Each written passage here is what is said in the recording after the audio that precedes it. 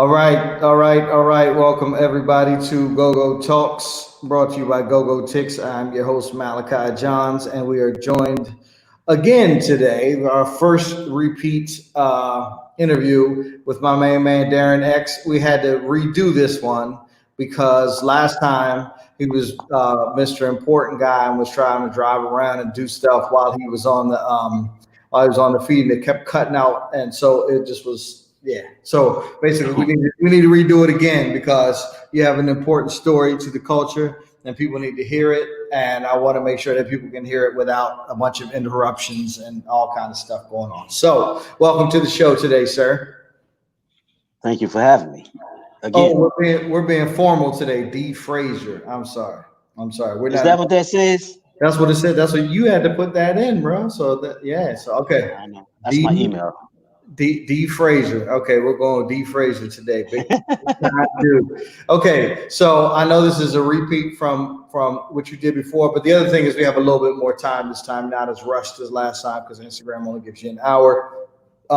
You can be as long winded as you want on this. So why don't you give us well, before you start, actually, let me remind everybody on Instagram. If you're on Instagram, please head over to youtube.com/gogotix. That's where you'll be able to see both sides of the interview, other than just my ugly face on Instagram. So please head over and I'm posting it in the comments. I'm going to pin it. Head over to youtube.com/gogotix. You'll be able to see both sides of the conversation today with my man Darrin X of Gogo Royalty, formerly of Rare Essence and TCB. So head over to youtube.com/GoGoTix right now. Darrin, give us your entire life story.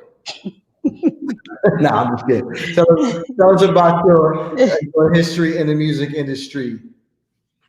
Well, real quick. I mean, I started out, like anybody in DC, wanting to play in a band. Learning how to play an instrument. Setting up for EU in the mid '80s. Got a chance to do a Rare Essence. Wait a minute. No, we got it. You can't go too quick. How did you get the gig setting up for EU? So back in the day, so if I ain't gonna say if you had no money to get in, but if you wanted to get into like the go-go, you would help the guys set the equipment, bring the equipment off the truck, put it Okay. in the club or the whatever, the venue or whatever. But back then, the bands carried everything. They carried the back line, the PA, the monitors, instruments, everything. So it was a lot of work. So any hand they could get, they would let you get into the club free. So I did that one time, met Radar, and he told me if I wanted to get in Wilmer's Park the next day, meet him down there at a certain time. So I went down there that time, and then right after that, that's just started going right after that, every show almost. Was Then they there put me on the crew. was there a reason you picked EU? Like, were they already your favorite band, or they just you just happened to be in the place at the right time, or what? A friend of mine, Brian, that I grew up with, he knew a guy named Gomez who was on the crew of EU, and Gomez was telling us one day around the neighborhood he lived in that he was quitting, like he wasn't going to work for EU no more. So I wanted to get in. I don't know what show it was, but I was like, hey, who can I talk to get on, to get in? And he Mm-hmm. was like, man, just go down there and holler at Radar. So he introduced me to Radar. He told me who Radar was. I've been seeing Radar around from back in his days with the Peacemakers, and I asked him could I help him, and he was like, sure, man, because he was the only one there. Because Radar was always early. What I'm saying, he was always even the first one there when he got off the truck, he was rushing real fast. So any hand he could get, he would take it. So that's how I got working with them. I didn't know anybody from Rayaston. I knew them from the neighborhood, but to us, they was just like a bunch of guys you really couldn't talk to. They was just on a whole nother level. So this was Rare Essence you're talking about now. So you were already setting up for, but you felt like Rare Essence was somebody that was too big to talk to. Yeah, because those guys so. I mean, back in the day, like whenever you saw red and white, like you knew it was Rare Essence. Like when they crew came in the building, They had these white overalls and these red hoodies, and they used to come in with these red cabinets and they used to set up, and they was like, they had money. They had, all the new stuff, all the brand new anvils. They had, all the best equipment. So, question: And this was what year was this? this is like 83, 84. 83. Okay. Hey, Robert. So this was okay. So this was pre the Yeah. budget. So that's what I was curious about, because if you're looking at, you know, you're looking at that you're with EU, you're looking at, well, that's just like they're up here, and then obviously later on EU had some success of their own. So okay, all right. So you're setting up for EU, and then They just look more organized. They was just like they look more like a actual group, and like a everybody modeled themselves either by them or they modeled themselves off a mass extension or anybody who did it that way. gotcha. Okay, all right. So then what happened? So let me see. I did that for about 2 years, and a friend of mine, Jerry Vines, had left EU. I met him through a guy named Gene, who I was working on the crew with the EU. Jerry left and went and got a job with Rare Essence, and he asked me one day, did I want to come over there and work with him, like, because he could get me a job over there. Because that was right about the time that I think Benny had left to start the Masters, Okay, and there was a lot of those guys had left to go with Benny to start his thing. So I think it was like right around that transition because John Cabaloo was rapping when I got there. When I actually Funk had actually gave me the job to work on the crew. okay, gotcha. Okay, and then that turned into eventually you playing in the band. How did that happen? So let me think. Left about, let me say I worked worked for like 2 years for Rare Essence. Like, right after Go Go Live, Funk had fired me and Jury for being late or something. And he we Jerry went on to do big things like he's doing now. I left to go off and hang out with some guys I knew from New Wait a York. minute, though, because just we got to make the assumption that people watching this don't know who we're talking about. So what are Oh, okay, okay. you saying? Yeah. So we got to pretend like we're not just talking on the phone and we know what we're talking All about. right, because we always do. That's right. All right. Yeah, yeah, yeah. So Jerry Vines goes off and starts working for who? He goes off, and I mean, once I meet up with him again years later, he was working with Michael Bivins, Okay. and we would see the same people. We would, we would always like, know what each other was doing off and on sometimes. But I met up with some guys I knew that were from New York that was down here in DC, and they knew some guys in the music business. And back then, everybody was trying to, get into production and all that. So right about the time I had met Teddy Riley and Puffy was dancing with Vinny D. That was around 88, I think. He Hmm. was dancing with Vinny D. And that led to me hanging around Guy and those R&B hip hop guys for about 2 years, for like till like 89. And I came home Wait a minute. So and me and wait, I gotta draw the line. How did Puffy dancing for Viddy D lead you to hanging out with these other guys? Like you were already where did Puffy so come from? Puffy, yeah, so I knew some of the guys Puffy knew from New York, Okay. because a bunch of New York guys down here in DC, they knew each other. They met the guys we either was cool with them or somebody was beefing with them. Like it wasn't Right. no secret. So Puffy was dancing for Vinny D. Vinny D was signed to Foots and Donnell's record label. Gotcha. So Donnell and Foots used to, get me to drive like the people around to come to town, pick them up, take them to the venue. go get the rental van. You know what I'm saying? Flunking me out a little bit. You know what I'm saying? Because Hey man, you it got to was. pay your dues, man. You're paying your I dues. mean, it was rare essence. You know what I'm saying? I mean, these guys they had their thing going on, and I ended up when Puffy had got I don't want to say fired, but I mean, you know, Donnell they just figured they Donnell didn't said need he it. fired him. So did he fire him or no? Yeah, he did. I mean, they fired him. They did whatever they did. Donnell decided to fire him. It's his label, it's his company. They fired him. So I ran into him up on Kenyon Street, up at this house he stayed in with a bunch of other guys. They had this big party up there, and he was sitting outside. He was telling me, "Man, I'm about to go back to New York and take this job with this record label." Real quick, I'm sorry. Do you know why Donnell fired him? Well, here's how I saw it. I'm not saying this is how it went, but I'm just looking at it from an optics way. Puffy danced with a group called the NY3. It was him, this guy named Hot Dog, and this other guy, I can't remember his name, but they danced, they called themselves the NY3. They were hired to dance with Vinny D. Right. One of the guys would never show up. So So they were there's two NY2. of them. There was the NY2 or whatever it was. But it became one of those things where Puffy was getting busy doing other things. The other guy actually, he was off doing some other things. So it was like they was putting Vinny D on the back burner a little bit.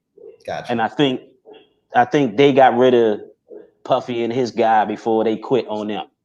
You know what I'm saying? Because right after that, Puffy was on all these videos, Stacey Lattisaw, you Right. know, he started doing all this other stuff. But he told me that's what he was going back to New York to do. Gotcha. So right about that time, I had met Teddy Riley before he had got guy was just about to be released, Hmm. and he had a house down here on Rhode Island Avenue, and that's how me and him got cool. You know, when he used to come down here, we used to hang out sometimes. And whenever he went on tour, I used to go with him, like just to go hang out. You know, just to because we all knew each other. Like all the guys from New York, they moved down to Virginia Beach later on, but I started picking up like different sounds and different beats and patterns to this sound that he had, The new and I brought it. Hmm. New Jack Swing. Yeah. And So when you some of that stuff, started, I when you didn't, started I didn't pick, call it that at first, but yeah, that's what it was. That's what well, it when you was. say you picked up these sounds, what do you mean picked up? You mean just you started internalizing them in your brain, or you actually started sampling them or figuring out A how to little, a get little, a little bit of both. Because some of the patterns he was playing was they kept saying this in swing time and all that, right? So I said, okay, cool. I get what they're saying, but the way I was listening to it, it was just to me, it was just sped up.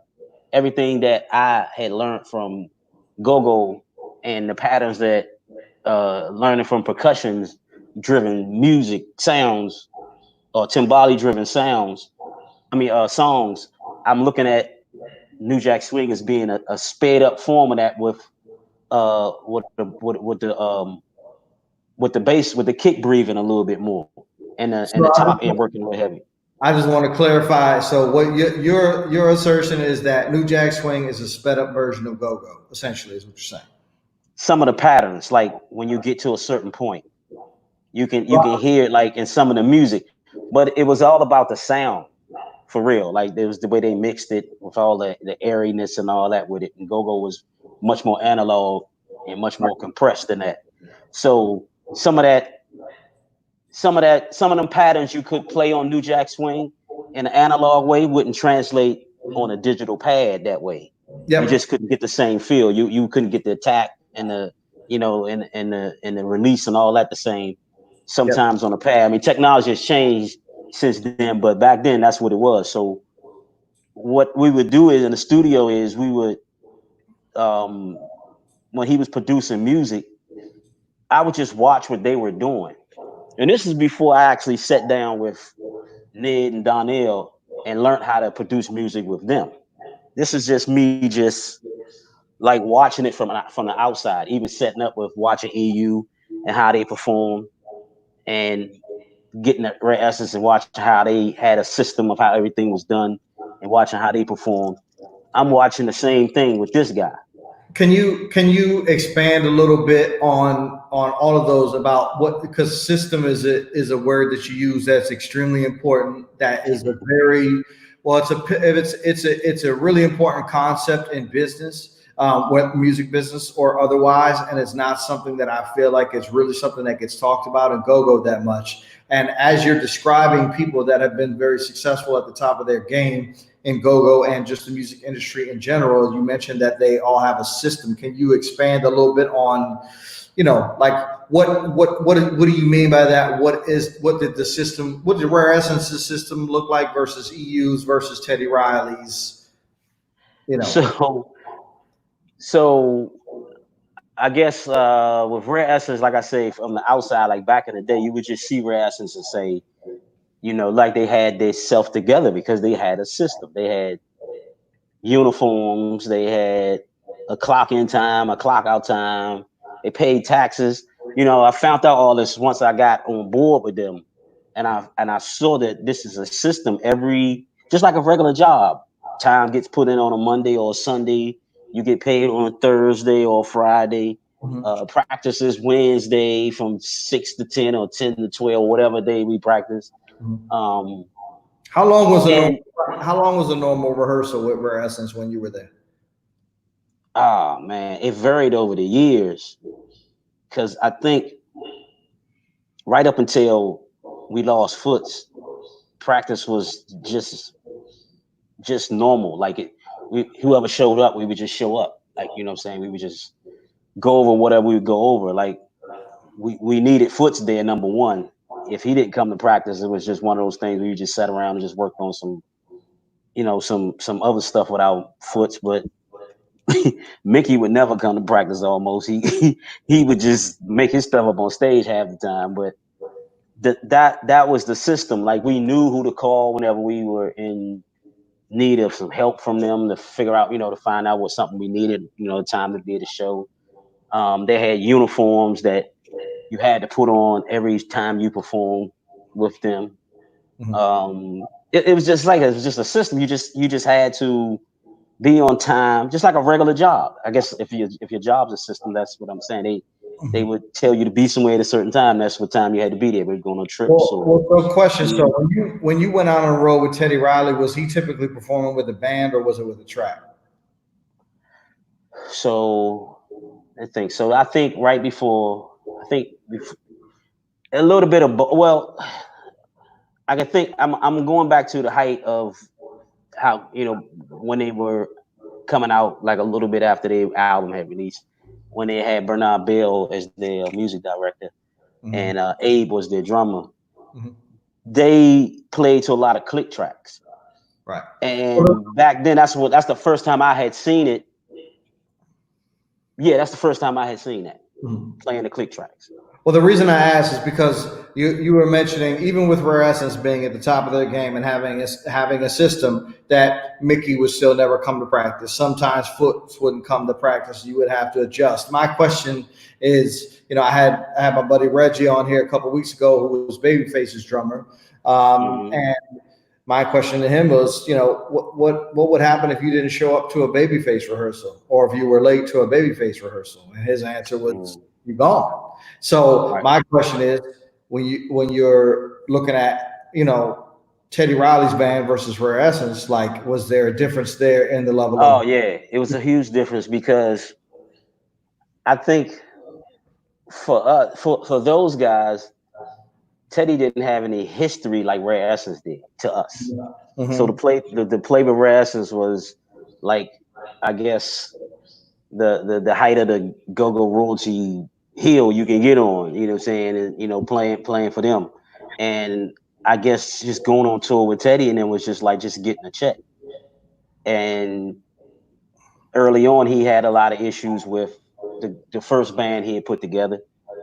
And people just have their ideas of what they're worth and what should happen in a situation that they have no control over. So, I mean, I watched a lot of that, just even, from a smaller level all the way up to a bigger level. It's the same thing. It's just much more of it. Well, I want to dig into that a little bit, because I think that's really important. It's a big part of why go-go has not expanded beyond the DMV. There, Mm-hmm. there's a high level of expectation of what somebody is supposed to do for me as a go-go musician, and a very low Mm-hmm. expectation of what I'm supposed to do in return as a go-go musician. So my thing is, or my question is, do you think that Teddy, like I think some go-go musicians might get it backwards. They may think, well, I'm going to show up and be on time and do what I'm supposed to do if I'm playing for Teddy Riley. But if I'm only playing for Rare Essence, then whatever. It's just go-go.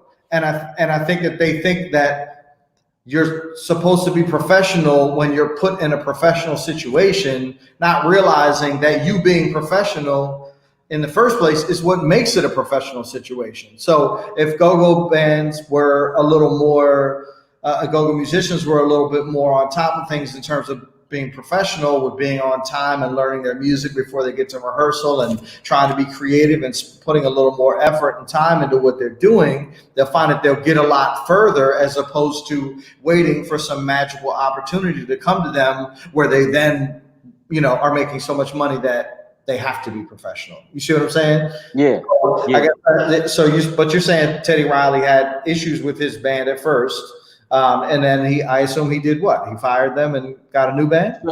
So I think after a while, when you start, when you're able to call more your own shots, you start to bring in more the people you trust and more the people that you can assume have your back a little more than the people that you had in place before.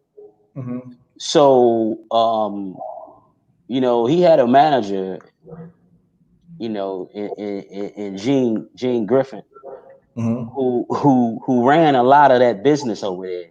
Mm-hmm. So a lot of things, like almost like in a Suge Knight type of way, wasn't going down without him knowing about it. Mm-hmm. And even if it did, it got dealt with very quickly. Right. He's a good guy, but you wouldn't want to, do something that he didn't like. And I think that let Teddy be Teddy, because all Teddy just wanted to do was just produce music. He Right. didn't really want to deal with all the cutthroat and all the, Right. people trying to store him and all that. That's why he had, those guys around. But uh, yeah, that's what money brings. So it's funny, it's funny just watching it. What comes first, though? That's my thing. Is that I think that there really is a major, and I'm sorry to keep harboring on this one point, but there seems to be a Mhm. major disconnect in go-go of, well, I'm going to work hard and I'm going to be responsible and I'm going to do good business once I make it. Right. Not realizing that if you don't do all that stuff at first, you're not going to make it. You know what I mean? Or if Yeah. you do everything right, there's still a chance you're not going to make it. But if you do everything wrong, chances are you're not going to make it at all. You know what I'm saying? So that's sort of what I'm getting at is like the, That's a perfect example. I'm sorry, go ahead. No, I'm saying that's a perfect example when I'm saying, like, okay, one of my biggest pet peeves with go-go is music, Mm-hmm. whether it's original or cover. It's we treat it different than the people outside of street. If Erica Badu covered a Aretha Franklin song, she would call Aretha's publishing and clear it. Mm-hmm. Go will do something like, if they heard Erica Badu singing "Sexy Lady," they would think she was culturally appropriating something. They would act like she stole it. They would act like she didn't ask for permission to do it. And if it didn't crank, she didn't represent the culture like one of us should. And it would start this debate again about who's going to do the most original music now. Yeah. So what always happens is people in go-go will do a song, not intending for it to be popular. And I say that because the actions that they do to get the song out does not match up with them saying, I want this song to go around the world. Basically, if you haven't cleared it, you haven't published it, you can't do that anyway. So you release this song under the table. It starts to bubble and it starts to get some exposure. The person that who music you use hears that, now they want to talk, or now they want to make some demands because there was some unlicensed, use of some material. So Go-Go doesn't do it the way everybody else would do it. And then when it's done to them, they act like, but we do it all the time. We do it all the time. Right. Well, so okay, so I'll try not to interrupt the story anymore. So okay, so you're hanging with Teddy Riley. Hanging. Yeah, I'm just out watching everything, you know what I'm saying? Just soaking up all the stuff, the production stuff, how people run on, I mean, watching the tours and all that, how they moved all this stuff around, hotels, interviews, all the people around him. I got to know a lot of people that worked for him because we all hung together. I couldn't always, see him all the time, but I used to see a lot of people that worked around him all the time, and we would, just hang out a lot. And I met a lot of young people who went on to become big artists back then before they were big artists. Like, and some of that was because of Donnell and Foots as well, bringing those artists to DC before they were even big. MC Light, they used to bring MC Light to DC a lot. Bring her how? Like as promoters and have her. Yeah, as promoters, they would those shows. They had their own artists. So back then they was doing just what people would do now. You would you would either know somebody who owned the club, Mhm. you owned a record label, you had artists, you throw your own party, you invite another national artist who isn't as big as they're going to be, but you show them a little bit of respect and have them come down Yep. and hang out. And we met Redman. It was we we met those early rappers because of the fact that Donnell and Foots used to bring them to town a lot, and they used to do shows with them, and they used to have their money, and they were good businessmen. Right. And when I used to come back home, I used to go down Triples. I used to go down Triples because Triples was like one of the spots I could get back home and go to sometimes. And me and Godfather used to stand back there. He had his keyboard called the Emax, and I knew what the Emax was because I saw one in the studio. And And I asked him, for those that don't know, Godfather was the longtime keyboard player from "Oh Rascal. yeah." So that's who got me started playing samples on a keyboard almost in go-go a little bit. So I used to take his keyboard home and put those sounds I had from listening to and getting it off the some of the demos and stuff that we used to listen to. Mm-hmm. And I would come back, bring the keyboard back to him, and I would show him what I put in it. Mm-hmm. And on certain songs, he used to tell me to do certain things on the keyboard, like play certain sounds that he had heard I put in. So I would do that. I would just play around with it sometimes. And as long as it cranked, it was cool. Like, Foots used to play to it. We just used to make some noise back there. But And this is pre you being in the band, though, right? This is just this like is this is pre this is pre being me in the band. So I think around let me see. One day I was bringing loops. I was bringing a bunch of loops that I had gotten, and one of the loops was like a raw version of something Teddy was working on, and I had slowed it down. By that time I had learned how to manipulate samples and do all this kind of other crazy stuff with it. So I had slowed it down and chopped it up a little bit, and I mixed it in with another sample I had, and I was playing it one night at the end of the show, and Donnell told me to it was Donnell or Foots or one of them told me to do it again, like run it again. So he said keep it going, and then Foot started playing to it, and Donnell started rapping to some of the stuff. Like that became like one of the regular things. Like at the end of the night when we were finished playing, I would sit there and load those loops up, and I would play some loops, and either Foots would play to him, and Donnell would rap to him. And because of that, I think Foots told me he wanted to get me in a band. Like I mean, we can use some of that stuff. Like we can we could take some of that stuff and we can make some music out of it. Like we really like put you around the people that that you need to. Now, mind you, JB was already doing it. Like JB was already playing samples, but he was more of a musician. He was the other keyboard player, right? Yeah, John Buchanan and then BJ when I still was in Godfather. Okay. So there's the R.E. Get Busy One Time song. That's JB playing his own voice on a Mirage keyboard, which is like the mother of all the sonic keyboards. Like Okay. that's the first sampler that they made, and he had the R E Get Busy One Time inside the keyboard. He used to play that Nice. up along the keyboard. Mhm. So I think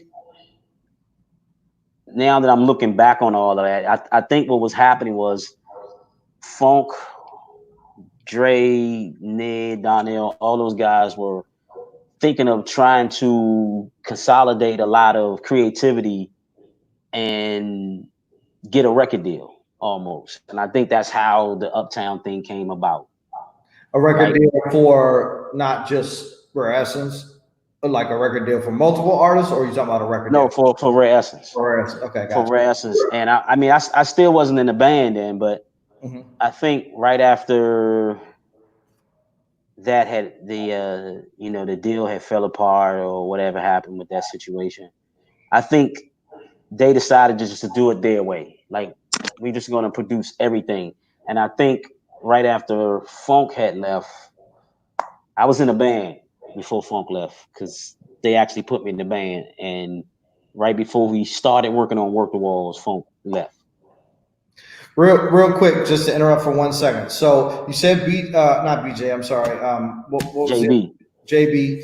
How could I forget that? JB was playing, was doing a sample before you. So, but other than that, at this point in time, were samples being used very often in go-go? Like obviously they were in hip hop, but were they being used? No, more like more like sound effects a little bit. Like like with the JB thing, it was just him playing with his voice on the keyboards. He get It was just him playing around, and then BJ with the old chicka that was him just actually playing a rhythm with some samples up on a keyboard, Mhm. and it just went along with something, and that right there was like that was the segue into like we need more of that. Like if we can get X. Well, I wasn't even X then, but if we Right. get Darrin in the band, he come in the band and BJ do what he do, and we can make some music. So they started to make that transition, and like I say, right before we started working on the Work the Walls album, I think Funk had left, and we went in the studio and finished that whole album. I mean, Ned did a great job on it. He did a lot of work. Him and BJ's all over that first CD they ever put out. Rest in peace. Hmm. Okay, so then how long did you play with Rare Essence? From 90, I think 91, 92 to 2001. That's about 10 years. Hmm. Okay, and then why did you leave? Well, didn't you get fired at one time? Or I get fired. And that was when I was setting up. When I was that working. Funk fired me down the Metro Club. I'll never forget that night. That was something I'll never forget his face and the way he's looking at me when he did it. Like, he was just funny. But we had we had some royalty situation that we were trying to rectify with the organization, and I think there was a misunderstanding on how much we were entitled to see or to get to look at as far as financials or whatever. Mhm. But um, like I say, we just had. I think we didn't have a problem with the shows and the creating the music and the performing because we still was getting money from that. Right. I think it was the fact that why we so successful in selling records, but yet we're not making the money we used to make anymore. It's just the same old unsung behind the music type thing that happens when you have to look at that and you almost know what the explanation is going to be. You know, we had to pay for videos, we had to pay for buses to go out of town, you know, all that type of stuff. Who we think pays for the truck, you know, and all that type of situation. So, I mean, we looking at that, but then we looking at, and we making a lot of money too, like, you know, but that doesn't have anything to do with our royalty money. But okay, let's sit down, let's figure out what's going on. So I Was, think what happened was they there, drugged me were in. there agreement was there ever like a written agreement in place about Bama? And did you guys do split sheets for for each song and that kind of stuff or not? No, Okay. because everything that they said they were going to do, they did. And this is from back when I was on a crew Okay. and becoming good friends with Foots and you know, Miss Neal's like a mom to me, and you know, knowing Miss Sis. I look at all that, and um, I think, like I said, that system and that situation, I'm thinking, how can I put it? It, I don't know, Malachi. I can't put it in words almost. Like I'm trying to like,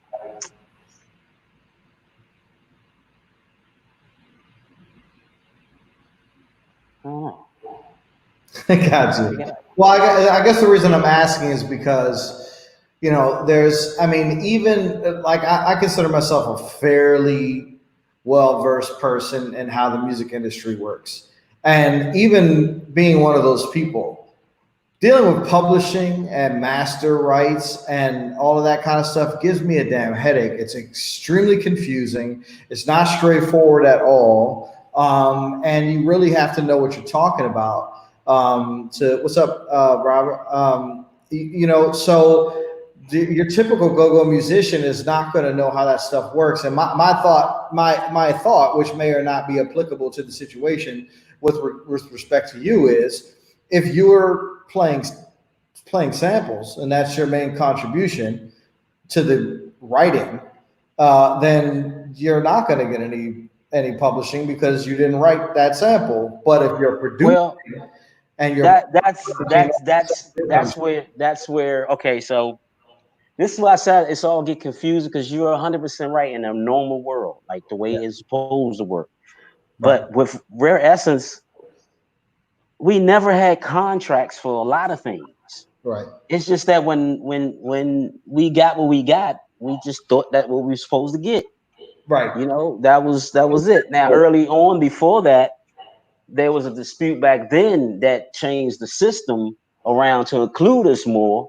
hmm, But then it became, like I say, a misunderstanding of what's our liability when it comes to losses. You know, what do we take on that you know that you don't take on, or we take on something that you take on based off of you know what where does our ownership ends and where does it begins? Like kind of like that in a way where right. Which is we, a tricky we situation because yeah, if you wanna participate in the upside, then you got to participate in the you got to down. participate in that. But then when you talking publishing, you're not even getting that far because you're just breaking down percentages. Mhm. Like this is what you're going to get across the board for everything. And then you're saying to yourself, okay, whatever you get is that percentage of whatever came, whatever, you know, because this is what I was Well, supposed to that get. that also depends on the song. I mean, that's why I was asking were there any agreements because it depends on the situation, it depends on the song. Like publishing is done on a per song basis, so it's not like you know unless there's some bands that do it differently. Like for example, Metallica, they split Mhm. everything 4 ways, no matter what. You know what I'm saying? No matter if you just played one chunk. Our publishing is funny. What's that? Our publishing is funny where if you look through the catalog, right? If you got a publishing account or writer's account, and you look through Ress's catalog, you see a lot of people have a lot of names on some songs. Yep. And you know, you look at some of the older stuff, and you always say, did they ever treat those guys fairly? Like, you know, because they created a lot of music that to this day is still being played, and Hmm. still people still hold dear to their hearts, and it's worth something. Right. So when you look at "Get on the Wagon" as a song that they made up as an original, you're looking at that as Jungle Boogie is on it. David Green is on it. You know, you're looking at the writers, and you looking at it like, okay, they got ownership of their music. That's kind of cool. Right. And then you'll see other songs like stuff from the '90s where you just have Donnell and Funky Ned on the song. And it's like, where the rest of the people at? There's more people on this song than that. So it's like they have to do a Well, lot of that also speaks to process too, though, because by the '90s, you're able to sort of like, you know, create in such a, and so like back in the day, like you had to have the whole band there to create. But towards the '90s, you get to the point where people are starting to make hip hop, and you're starting to make, you know, on an MPC and stuff like that. So if Donnell and Funky Ned made an entire song and came to the show, came to the studio and said, "Okay, everybody play this," then that doesn't make everybody else a writer. It makes them the writer because they created it. I don't know if that's what happened. I'm just saying multiple ways that this can have gone down. So it's kind of touchy. So when you talking in like what a person's percentage of a song is, like, so you're looking at a percussion player like Mickey. He plays on a beat like, just say, let's just take Player Haters. It's a unique beat. It's his beat. He made it up. I never heard it before in my life, right? Yeah. Is Mickey entitled to some type of writers?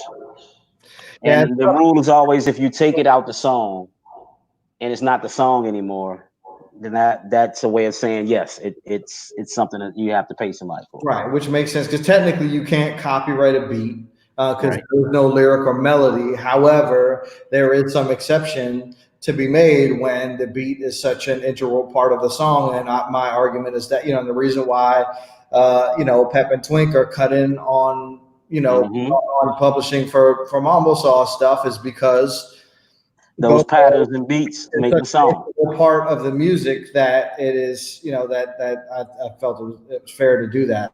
They might twist my arm, I don't remember, but in any event, they are. You know what I mean? So, right.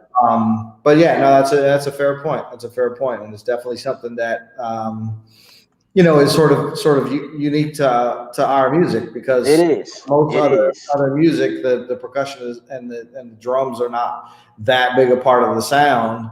So I'm sure every drummer in the world is going to want to stab me for saying that. But you know, but in go-go is definitely much more prevalent and integral part of the music. So yeah. Yeah. So those guys deserve every accolade they can get because they make go-go what it is. You know, sure. Absolutely. Those congos are what make go-go what it is. The drummer helps it, you know.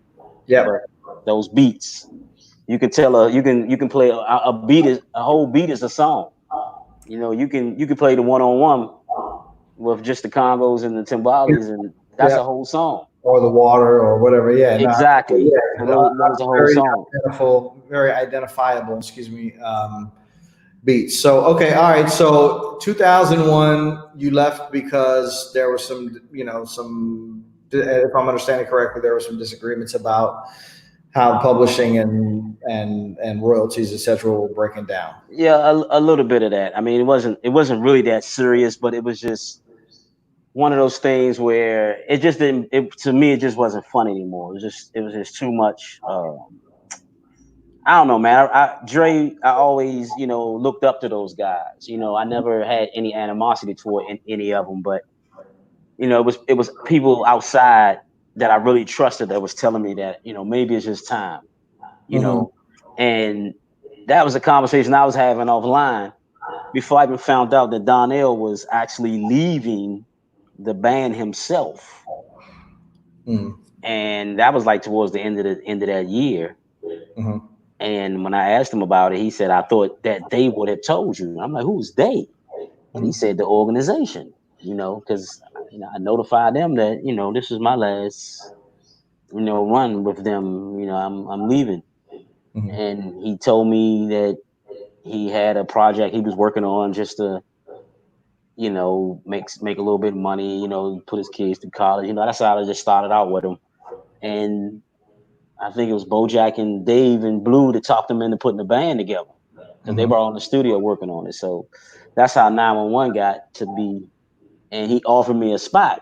He was like, if you leave too, you know, you could come play with me. I wouldn't, you know, I was like, Donnell, you know, I'm gonna come over there. I'm gonna come with you. So we all left to start that situation. Do you remember at what point in time rapper entered into that conversation? Yeah, Was it yeah, oh, yeah. It was right after our run with B Band, and I think Blue was always going to be Blue Eye. He was the one saying that Donnell, you don't need to be the one. You need to be a two. You need mhm. to find another one because I don't need to hear you up there all night running your mouth all night. You need to get a two. You need to get another one. So I think I don't know who came up with the idea, but when he brought it to us, or whoever brought it to us, I think I looked at it like that's a terrible idea. Why did you think that? And now this is nothing against nothing against that. This is and it's a positive because so rapper is who he is. He's always been who he is. That's how he is who he is, right?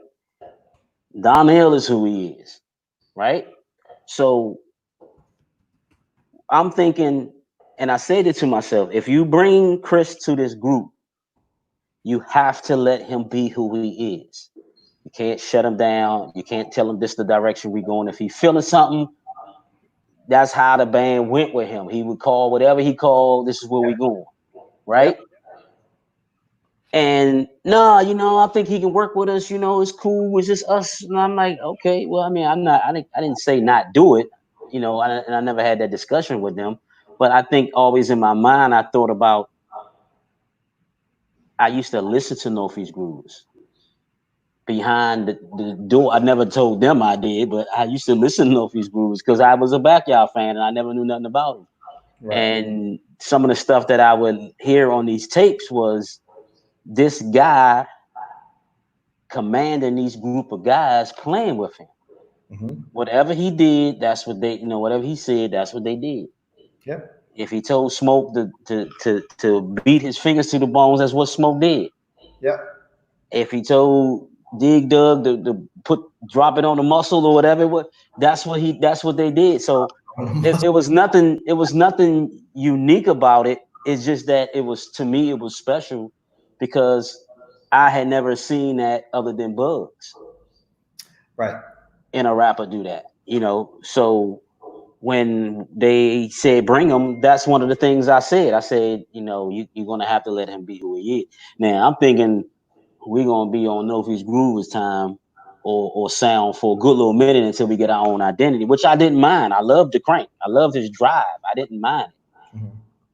But it was just one of those things where how long would it last before something derailed it, and that's exactly what happened a little bit. It was just one of those things. On stage, you could just feel it towards the end, like it's not gonna last long if it keeps going this So way. real quick, what actually happened? Like, what was the culmination? I don't I know. I was I gone. think it was exactly for me, like I said, seeing it from the outside. I don't know what the conversations were, how people feel emotionally about it. But for me, it just felt like I would see Chris getting this mood, or like getting in the gear, get ready to step it up. You know what I'm saying? We about to go through these sets of songs. I know he about to do this.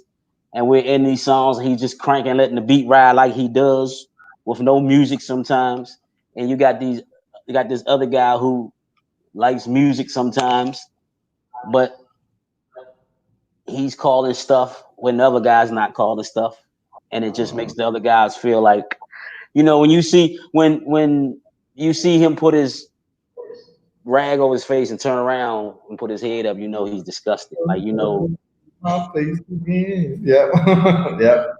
I mean, when you start seeing that, but it's not words being exchanged on stage, but you see the body language. And like I say, it was other things going on behind the scenes. I don't know what, but it just made it like you could just tell that that situation was not going to stay the way it was staying, Gotcha. and that's the way it went. But So it 911 lasted good. in what, like 2003 or something? It was only a couple of years, right? I don't remember. Yeah, it wasn't that long. I mean, like I said, Donnell and Chris had a cool relationship. You know what I'm saying? I remember the day he came down after he had came home and he had the think he had the Kobe Bryant jersey on down at Iverson Mall. We was playing outside. And Donnell had being Donnell, he do Donnell. Got my man rapper Chris in the house. Chris here. And, he pointed to Chris. Chris put his hand up. He got one handcuff around.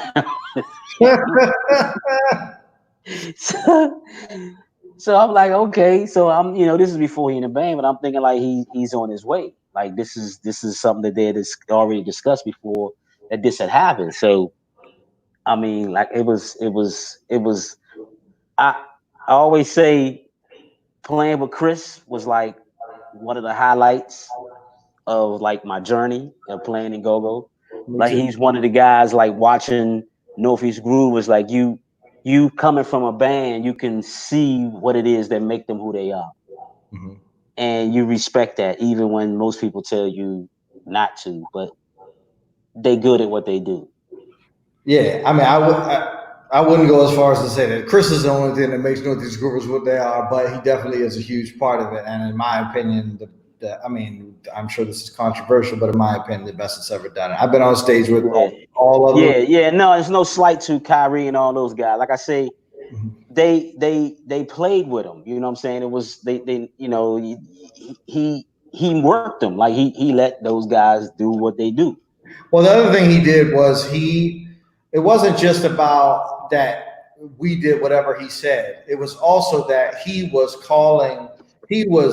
making our names known more so than I think than a lot of other lead rappers do by saying Reds, do this, Smoke, do this, Stomp, do this, Oh, do this. You know what I'm saying? And so not only was he directing the band as the amazing orchestrator that he is, but he was also showing love to the rest of the band as that, like, we have something to offer to the situation too. It's not just the one man show kind of thing. It made good audio, to listen to that stuff. You can just hear like the chemistry, like, like I say, I was a huge Backyard fan. I still am. But like I say, when I started listening to Northeast, it was just a different type of sound, a different type of groove that they were doing. Yeah. And I'm like, damn, like, okay. And like I say, the guy, Jeff on the drums and Smoke on the congos, it was no matter how wild they got, they always went right back to the pocket. And they just drove. Right. It was like, yeah. These Yeah. So 2003 roughly, 911 is over. Then what happens? I think I went on a road with Genuine for about a year. Doing what? Doing like road work. Just pretty much the same thing Foots and Donnell try to get me to do all the time. Make it running around for everybody. But it was, to me, to back up at that point, it wasn't flunking. It was like I wanted to do it. I wanted to go to such and such salon because I knew somebody I knew was going to be in there, or I wanted to go pick up the Rolls Royce from the dealership and drive it back. You know what I'm saying? I wanted to do all that stuff. It wasn't, to me, it was just something fun to do. Well, and I got to hang out. And that's valuable. Like, some people look at that as it's like a flunky kind of thing, but that's really like, those are some of the most valued people in the industry. Is somebody that just doesn't have a big ass ego. Like, I gotta do, like the people that are like, that you can trust to be like, yo, I need you to do this. And I mean, you got way more tenure in the game than I do. But anytime I've asked you to do anything, you're like, yeah, I got you, no problem. Mm-hmm. You know what I'm saying? And I'm telling you, that's more valuable than somebody who thinks they're the shit and, thinks they're too big to do anything for anybody. And those are the people that are going to last and be successful in the business. The people with the smallest egos, that I've noticed. I mean, matter of fact, I just posted a picture of Ed Sheeran yesterday or today earlier when he played at the casino. I didn't like book him to actually do a show. It was a radio station event. It was like one of the morning show for Mix 106 or something like that, one of their birthdays or something. But I still had to deal with his team because it was my venue that I was running. And I talked to him for a little while. He was the most humble, down to earth, cool guy you ever meet in your life. And I've heard that, about him from multiple people, and he's one of the biggest stars in the world. Yet I've also booked a lot of people and dealt with a lot of artists and their crew that thinks they're the hot shit, and they don't last very long. You know what I'm saying? So that's Yeah, I totally agree. yeah, that's something to be that's something to be proud of, not something to be looked down on. You know? Nah, it was fun to me. Like I said, I met some of the best people networking that way. You Yeah. know, the guys that were doing the transactions for these people were actually the ones that made stuff happen. So whenever I needed something, or if they were doing the same thing I was doing, they would hook me up with some people I knew. Or when they come to DC, we would go have drinks, and I just, oh man, I just met so many cool people. But I think I think GoGo has a long way to go to be taken seriously when we don't do a lot of things seriously ourselves. So Well, can you give some so and having been on the road with Teddy Riley, been on the road with Genuine, can you and obviously playing in some of the top bands in DC, can you speak to with some specificity what are some of the specific things that these other artists are doing that go-go bands are not? well, I think the money is the motivation. I think that when you have not one go-go band that you can look up to for any type of motivation to get to a certain point, other than playing 5 nights a week in a club, you don't have great expectations past that after a while. Mm-hmm. I think that when you are a national artist, I think even on a low level, you get about 30 grand or 50 or 60,000 for some of the most medial stuff in the business, right? Well, that I mean, I can speak with some authority on that. That completely depends on the situation. Like Yeah, yeah, that's yeah, yeah. 30,000 is not a low level national artist. There are national artists that are playing for less than what a go-go band makes as they're building themselves up. But so it depend. I mean, it depends on what your definition of low level is. You know. Well, when I say when I mention money wise, I mean like for like recording deals. You're not talking show monies. Let's All say right. recording deals, and even on a national scale, you might not get an artist that might not get 75 to 10,000 a show while he's building himself up. I get it, but there are not many go-go bands that get 75 to $10,000 a show. But it's not many national artists getting 7,000 to 10,000 show play as much as go-go bands. Sure, indeed. So there's a disconnect somewhere that if you can figure out that formula, I think Well, you what can I'm saying is change that the game. I guess what I'm asking is there anything that that you saw that you can point to that you can say I was on the road with Genuine, I was on the road with Teddy Riley. This is how they do. This is how they run their rehearsals. This is how they run their sound check. This is how they work in the studio versus the go-go band, which this is how they run their sound check. This is how they run their. Oh, that's that. Yeah, and that. Okay, so like I say, the go-go doesn't do things like the rest of the world does. Like when go-go bands have a rehearsal, it's a mini show. They actually running the whole show at practice. They're not really breaking down bars and intros, and unless So they learning a opening song that's belonged to somebody else or something, then you have to break it down and do it that way. But to sit there and like they don't do that sometimes. Like they don't have those 8-hour sessions like I used to watch Ned do when he was playing with Maxwell, or watching Genuine rehearse for a tour. Like this is it. yeah, and so this is regular business to you because you've been through it. But for a lot of people, and regular business to me because I see it all the time too. But to people that are just that play, bass guitar in a go-go band that have never seen Funky Ned, rehearse with Maxwell, this is important information because, and that's why I asked you about the rehearsal thing too, because I feel when I interviewed Jam and Jeff and I interviewed Kyrie from Northeast Groovers, when they talked about when they initially were starting the band, they would rehearse like 6 to 8 hours a day, like 3, 4 Mhm. times a week. And to the point where the basement was flooding and they were standing on top of cinder blocks and Kyrie was playing his bass guitar through a boom box so that they could rehearse. But now you're lucky to get a 2 hour block once a week with a band, and chances are the drummer or the keyboard player or the bass player or the conga player is going to be 30 to 45 minutes late at least. So then you have to get warmed up. So then you really only have an hour rehearsal. So I guess what I'm saying is if like the the average go-go musician doesn't see those things, so they don't know that Maxwell rehearsal is 8 hours long, and they don't know that you might spend the first 2 hours just focusing on one song, and they don't know that if you're 15 minutes late, your check is either getting docked or you're getting cut. Right. You know what I Yeah, mean? that's big business because that's a lot of people are behind them. Right, But but again, I think that a lot of the go-go musicians think that, well, I'm only making $150 a show. I'm not going through all of that.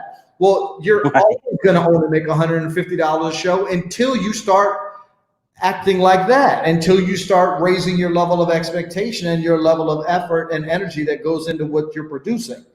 So I'm sorry. right. No, they and I think, like I say, the money is the motivation. If you were getting paid $1,700 a week to play a 45-minute set 5 nights a week on tour, I think you would show up and be on time every night. Right, but You would do that. I guess my argument is this: if I'm Genuine, Mm-hmm. Genuine was doing that shit before he was popular, is what I'm saying. You know what I'm saying? It wasn't the money, wasn't the motivation. Like he wasn't like, oh, I'm only going to show up and do an 8 hour rehearsal if I'm getting $7,500 per show. You know what I'm saying? He was like, you can do this 8 hour rehearsal so that I can get my show tight enough to where people are willing to come and pay $25 to come see me and buy my records and get me to the point where I'm generating enough money for a promoter to hire me at $7,500 Right. a month. You're exactly right. And I remember those conversations that they would have, his manager Jerry and him would have, about giving something that people can sell. People like yourself. Yeah. Like people are not going to buy your show. And I was wondering, what does that mean? I mean, people, you buy someone's show. This is what you buy. This is it. This is the act. Like, and sometimes you have to do. People want to come to your sound checks to see what it is that you want them to buy into when you're doing performances. Yep. And I think if you ever been a serious musician in your life, I think you know what long rehearsals are. If you've been in a church band, or if you've been in any cover or rock band, you have those rehearsals after work. And it seems to me the most grindingest people are the most hungriest people. The people not really playing that much. Like you get a cover band that don't play but twice a month. They'll rehearse almost every other weekend. You know, they'll make sure that they'll get those songs in because they want to be the best at what they're doing. But I think with go-go bands, I think the expectation is the people to take whatever we give them because it's just easy to crank. You know, everybody can hit a C chord. Yeah, all you gotta do is just let the beat ride, and that's it. And it doesn't matter if you're singing off key, it doesn't matter if you're playing the wrong notes, as long as you're just cranking, it's fine. That goes back to the Congo player again. That's what makes go. So if your Congo player can sit there and sweat for 4 hours, you might can have a show. Like you really could. Right. If he's really good at what he does. Okay, so you're on tour with Genuine for about a year, and when does TCB happen? When are you? I think we're home, and it's one of those other times I'm thinking like, man, I'm gonna go see somebody play who's home. I mean, who's playing? Mm-hmm. And I think on this particular night, Backyard was playing down on the waterfront, and I said I'm gonna go down there and see them. And as I was going in, Polo was coming out. Well, I knew him as Reggie. I didn't know him as Polo back then, but Reggie was coming out, and he was like, you know, hey X, what's up, man? Where you been at, man? Man, you got to come see my band. I'm like, come see your band? Like, what band? He said, man, I got this band. I want you to come see my band play. So I said, okay, I'll come see your band play. But the next time y'all play, he said Saturday night or wherever he was playing at. I said, okay, I'll come. So we hooked up and exchanged numbers, and I went to the show. How did you know him before that? So he used to come hang out. Like, you know, he used to, you know, right about that time, he used to hang around Northeast Groovers a lot too. But he used to come see Essence down the Met a lot, you know, and he used to ride his motorcycle all the time. And I think when I had a motorcycle too, I had failed. I crashed my bike. And I told him, and he laughed at me. And, you know, he was just one of the dudes I used to see all the time whenever he was in the club. So I never knew that he had a band because he was never like one of those dudes that was like a musician anyway. Right. but I went to go see them play, and I think I rode with him. I think he said ride with him. So we talking the whole way down there. And he got this other little man that caught with him, and he's like, "Man, tell X how they be bouncing when we. I mean, not bouncing, but tell them how they be dancing when we be playing this song, playing this song, playing this song." So the Right. dude was telling me all this stuff. So I think he was trying to impress me. Like, wait till you see what I did. Like, wait till you see. You know, if you think y'all was cranking, watch what I did. I took this and I made this and I made. He was talking, so I got in there and the band started playing. They came out real smooth at first, but then they went to this song and everything started like for me just started unraveling. It was like, whoa, wait, where's the one? Like, whoa, wait a minute. So Right. I mean, and it just kept going and kept going and kept going and kept going. And then it was a couple of songs I could get, but I'm trying to figure out what's the flow you going. Like, why do you call the show the way you call the show? Right. But the way he was calling the show, the people was responding to this. And right after the show, we riding back home. I was like, man, he said, man, you got to come help me out, man. You got to come show me. Like, I'm trying to do all that stuff y'all was doing. I said, how you going to do that, playing all that? Like, where's, like, how do you figure out what you're going to do? When he's like, man, I'm trying to tell you, it's just all off and he started naming all these beats and stuff that he used to listen to other bands played. Mhm. And I was like, I didn't hear that tonight. Like, I didn't Right. hear that tonight. Right. So Right. he's like, man, you gotta like if you listen to it, right? So I said, you know what? I promise you, I don't know what you got going on, but I'm gonna take the time out. I'm gonna How try to many, learn what how you many people, like, do you remember where this show was and roughly how many people were there? I think it was at a skating ring. I want to say Woodbridge. I Okay. want to say out Virginia. Okay. And it was a bunch of people out there then. And Like, then like 200 or like, it maybe about 200. Because okay. they was just they had been around. So I Yeah. How think long have you been around at this point in time? so Low actually knew some guys around the neighborhood that already had a band together. Hmm. So uh, my little man Bolo, who's from around the neighborhood, was the drummer in the band that Low got in and started to make TCB what it is, like moving forward from like 99 to '01. Hmm. And Bolo and Love were responsible for making up those early, like what we know now as those bounce beat patterns and all that. Yeah, So like, love keeps harassing me on social media about when I'm going to bring him on. I promise I am, man. If you're listening, I promise I'm going to bring you on. I promise. yeah, So, Love is one of those unique guys where I tell him all the time, man, you're really better than what you think you are mhm. because you challenge me to figure out what it is you're doing. Right, right, Like I figured out what bounce beat was. I knew once I figured out the philosophy of why they play the way they play, why the turnaround is where the turnaround is, why the drop down is where the drop down. Once I figure out what the foot is doing when the snare is going, once I figured out what the philosophy was, it wasn't hard to figure out how to like make music out of it. right. Well, so just from my perspective, because when we had solo, like first of all, rapper left, Northeast Groovers went to go play Mm-hmm. with you guys. We changed into solo, and then I was like, I'm not trying to play cover songs for the rest of my life. So I moved to Vegas with a friend of mine to start a company.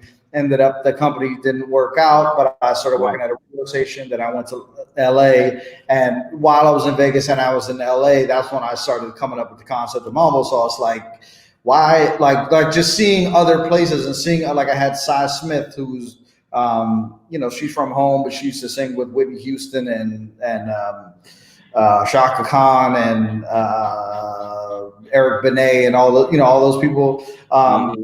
And she like her band was playing out here in LA, and she played with this other band that sort of really heavily influenced Mambo Sauce. And I just started getting this idea that like go-go doesn't have to just be like what we think of it as home. Like Right. my mind sort of got expanded a little bit. So I sort of because I was here 2001, 2002, came back in 2003 to start Mambo Sauce, and then started playing in the What Band, I think in like 2005, and Mm-hmm. Backyard or whatever. So I kind of was like, I was in it, but I wasn't really in it, and I wasn't really, to be completely honest with you, I wasn't really paying attention to the bounce beat stuff because I was focused on Yeah, nobody was back then. or I was focused on mumble sauce.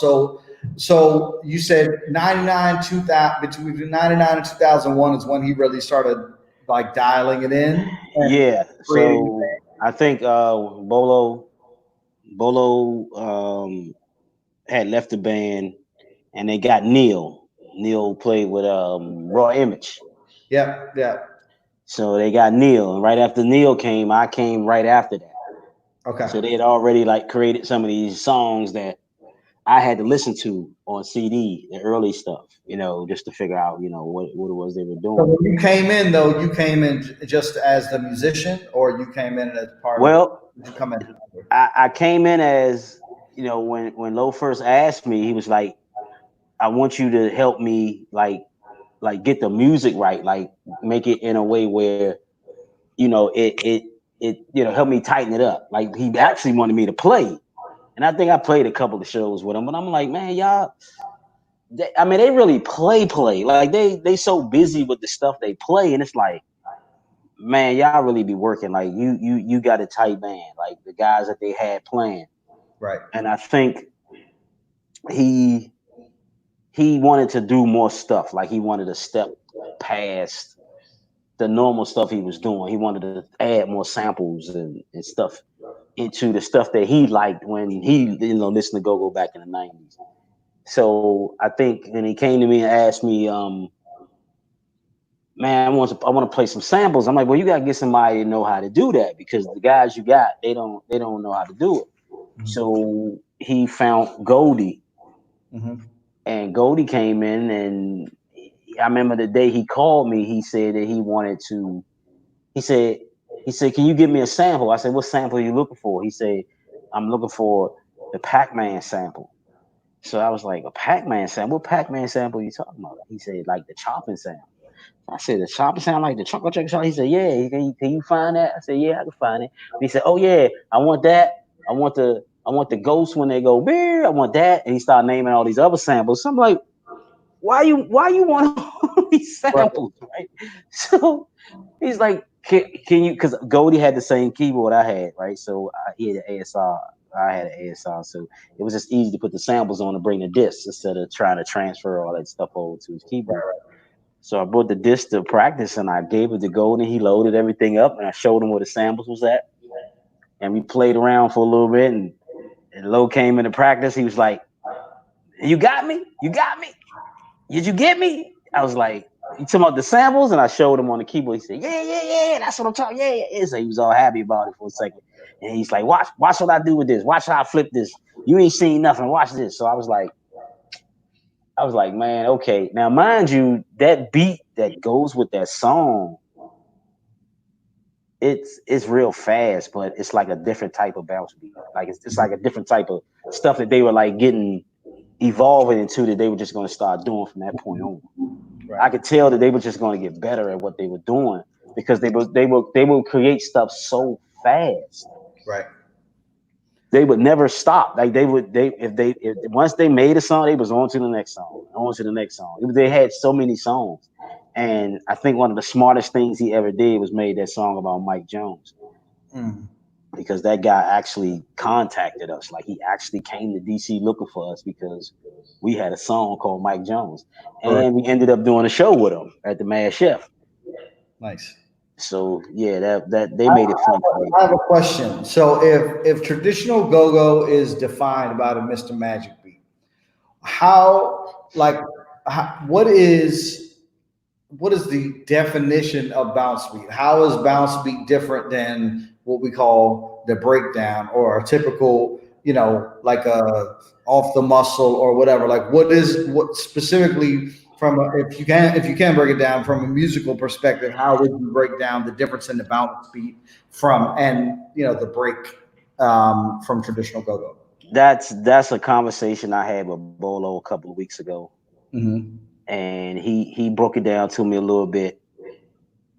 But I think it's more of like what Buggy was saying in his little instructional video. Mm-hmm. I think there are little nuances outside of that Bolo plays that he takes exceptions to. Like that ain't the same beat. But to a layman, to us it probably is. If we just listen to everything that goes around and makes the song a song, we're not really concentrating on what the hi-hat and the foot and but we just going along with it. But he points out some of these nuances that says that certain beats aren't Buggy's beats when it comes to bounce beat. It's things that he took from what Buggy took, and he created what he created off of what he'd heard from what Buggy was doing. Right. So it's like the influence is there, but I didn't copy off of it. Like it's like one of those things. So it's like, That's yeah, music. Everybody in music, no matter what genre, is going to be influenced by something else. Like there's, you can find, if you dig hard enough, something that influenced whatever it is that you're listening to. So I right. tend to try to not go too far. And I know there are lots of music purists who are, very snobby about these kind of things. And I try to not go too far down that rabbit hole, because no matter, you can if you keep going down the rabbit hole, you're going to find out that everybody was influenced by everybody else at some point in time or another. Right. So that's where the line is drawn when you get the bounce beat. Like they took it to this point, and we took it from this point and took it here because But that. is there an actual definite, like, with Mr. Magic Beat, you can kind of just sound it out. But with Bounce Beat, is there like the So work the walls is the easiest way to learn it because that's the foundation of what pretty much the breakdown is. right? Like you know, the Tokyo spinach, like all those beats are off of that. Like it's Mhm. just sped up a little bit, but that's pretty much the bump. You know what I'm saying? It's just it's more patterns made off of that pattern that created what you're hearing now, Right. pretty much. So that started it. That I think that opened the gate up to imagination of people who heard that beat and they took it to other places. You know what I'm saying? But that was the foundation. That was the inspiration Mhm. that caused all that creativity. Gotcha. Well, so aside from the musical impact of TCB, like what was it about? Because like for example, they just had this documentary that just played, right? And of course, Mm-hmm. because there was very little mention of Northeast Groovers and there was zero mention of Mambo Sauce, everybody that I know was like, "Yo, what's up? Why are they?" I am not offended that Mambo Sauce wasn't mentioned, because even though I think, obviously we had the only two records to hit Billboard, by anybody in go-go not named Chuck Brown in the last 20 years, which is important. However, when you really look at it, there's really only one band that sort of, and they don't say that they did, but there's only one band that really sort of took the formula of Mambo Sauce and ran with it, and that's Black Alley. However, Mm-hmm. there are a million bands that took the formula of TCB and ran with it. So what was it that was so? What was it about Polo's vision? And maybe it's not. I mean, everybody attributes it to him, but maybe there are more people involved, and yourself included. What was it about the vision of TCB, and what was the end goal, and what was it about what he did that spawned this whole new movement? I think he was in a lane that nobody was in. Like there wasn't anybody in his age bracket doing what he was doing on that side. There wasn't anybody to give him any competition. He was Mhm. competing with kids like Right. MOB and Bad Intentions. These were kids. These wasn't. I mean, my head kids. Were those guys around? Like, I mean, was it because, again, I wasn't really paying that much attention at the time. Was it TCB created the bounce beat and then other bands started, or was it sort of like the Chuck Brown situation where some people say it was the Mighty Senators and some people say it was, Oh nah. undisputed that it was TCB that started it, and there's no. So no, because okay, so like I say, Bolo is the guy that started. Was Polo's first drummer. Okay. Those beats and those patterns came from him and Love. Okay. So now let's say that they were people copying off of Backyard and UCB, but they weren't good at what they were doing. Let's Mhm. say TCB had Neil, I had Bolo and Love, and they just were a little better than everybody else at copying or making these beats and patterns that nobody else could do. Right. To sound that way in a tight kind of way. It's almost like JV and varsity, like these varsity guys, and then you got the JV guys trying to do the same thing, but they're not as good. So I think that's how they got the head start on not creating, but perfecting that sound. Like Got they just had two guys that just were good at creating that type of sound. Gotcha. So, And yeah, but there's one piece of it is the sound, but there's a lot more to success in any industry, but specifically the music industry, than just, I mean, well, specifically the music industry, the sound. So the sound being the product. There's a lot more to just having a good, to being successful in business than just having a good product. So what was it about the way Polo was thinking, or what goals or vision or whatever did he have that set TCB apart from everybody else? so I think he was a student of the genre like I was. We weren't that far apart in age. Mm-hmm. So he grew up when Gogo was evolving from funk to White Boy being the lead rapper to Donnell and all these albums we put out in the 90s and the East Sides and the Metro clubs and all that. So he was a student of and he hung around Northeast groups. Like he knew Chris. Like he's real cool with Chris. So he knew what he wanted. He kind of knew what he wanted to lay out, his vision of what his end result wanted to be. Which was and what did he ever share? to get his band good enough to open for Backyard. That's what he said. That was the original goal. That was his original goal. To get that good to open up for Backyard. He wanted to open up for Backyard. So that was his goal. obviously they reached and far surpassed that goal. Did he ever talk to you about like what the goal was after that? I mean, obviously your goals evolve as you reach a certain goal. You set another. Oh yeah, so now this is like a couple of years of bands getting better now. Like these kids are getting older. The same bands who actually lasted, changed a couple of members, still kept their name around. They're getting better because they're getting better musicians as well. TCB is always like setting the standard. They've always good. They got the two best people playing with them. Like I said, when I got there, when Neil was there, they were already transitioning, like to separate a little bit. But a lot of people were copying off of the same thing that they were doing. Mm-hmm. And one of his most frustrating thing was, and I could never figure this out, at this particular time. Like, how can you tell somebody's playing your particular beat?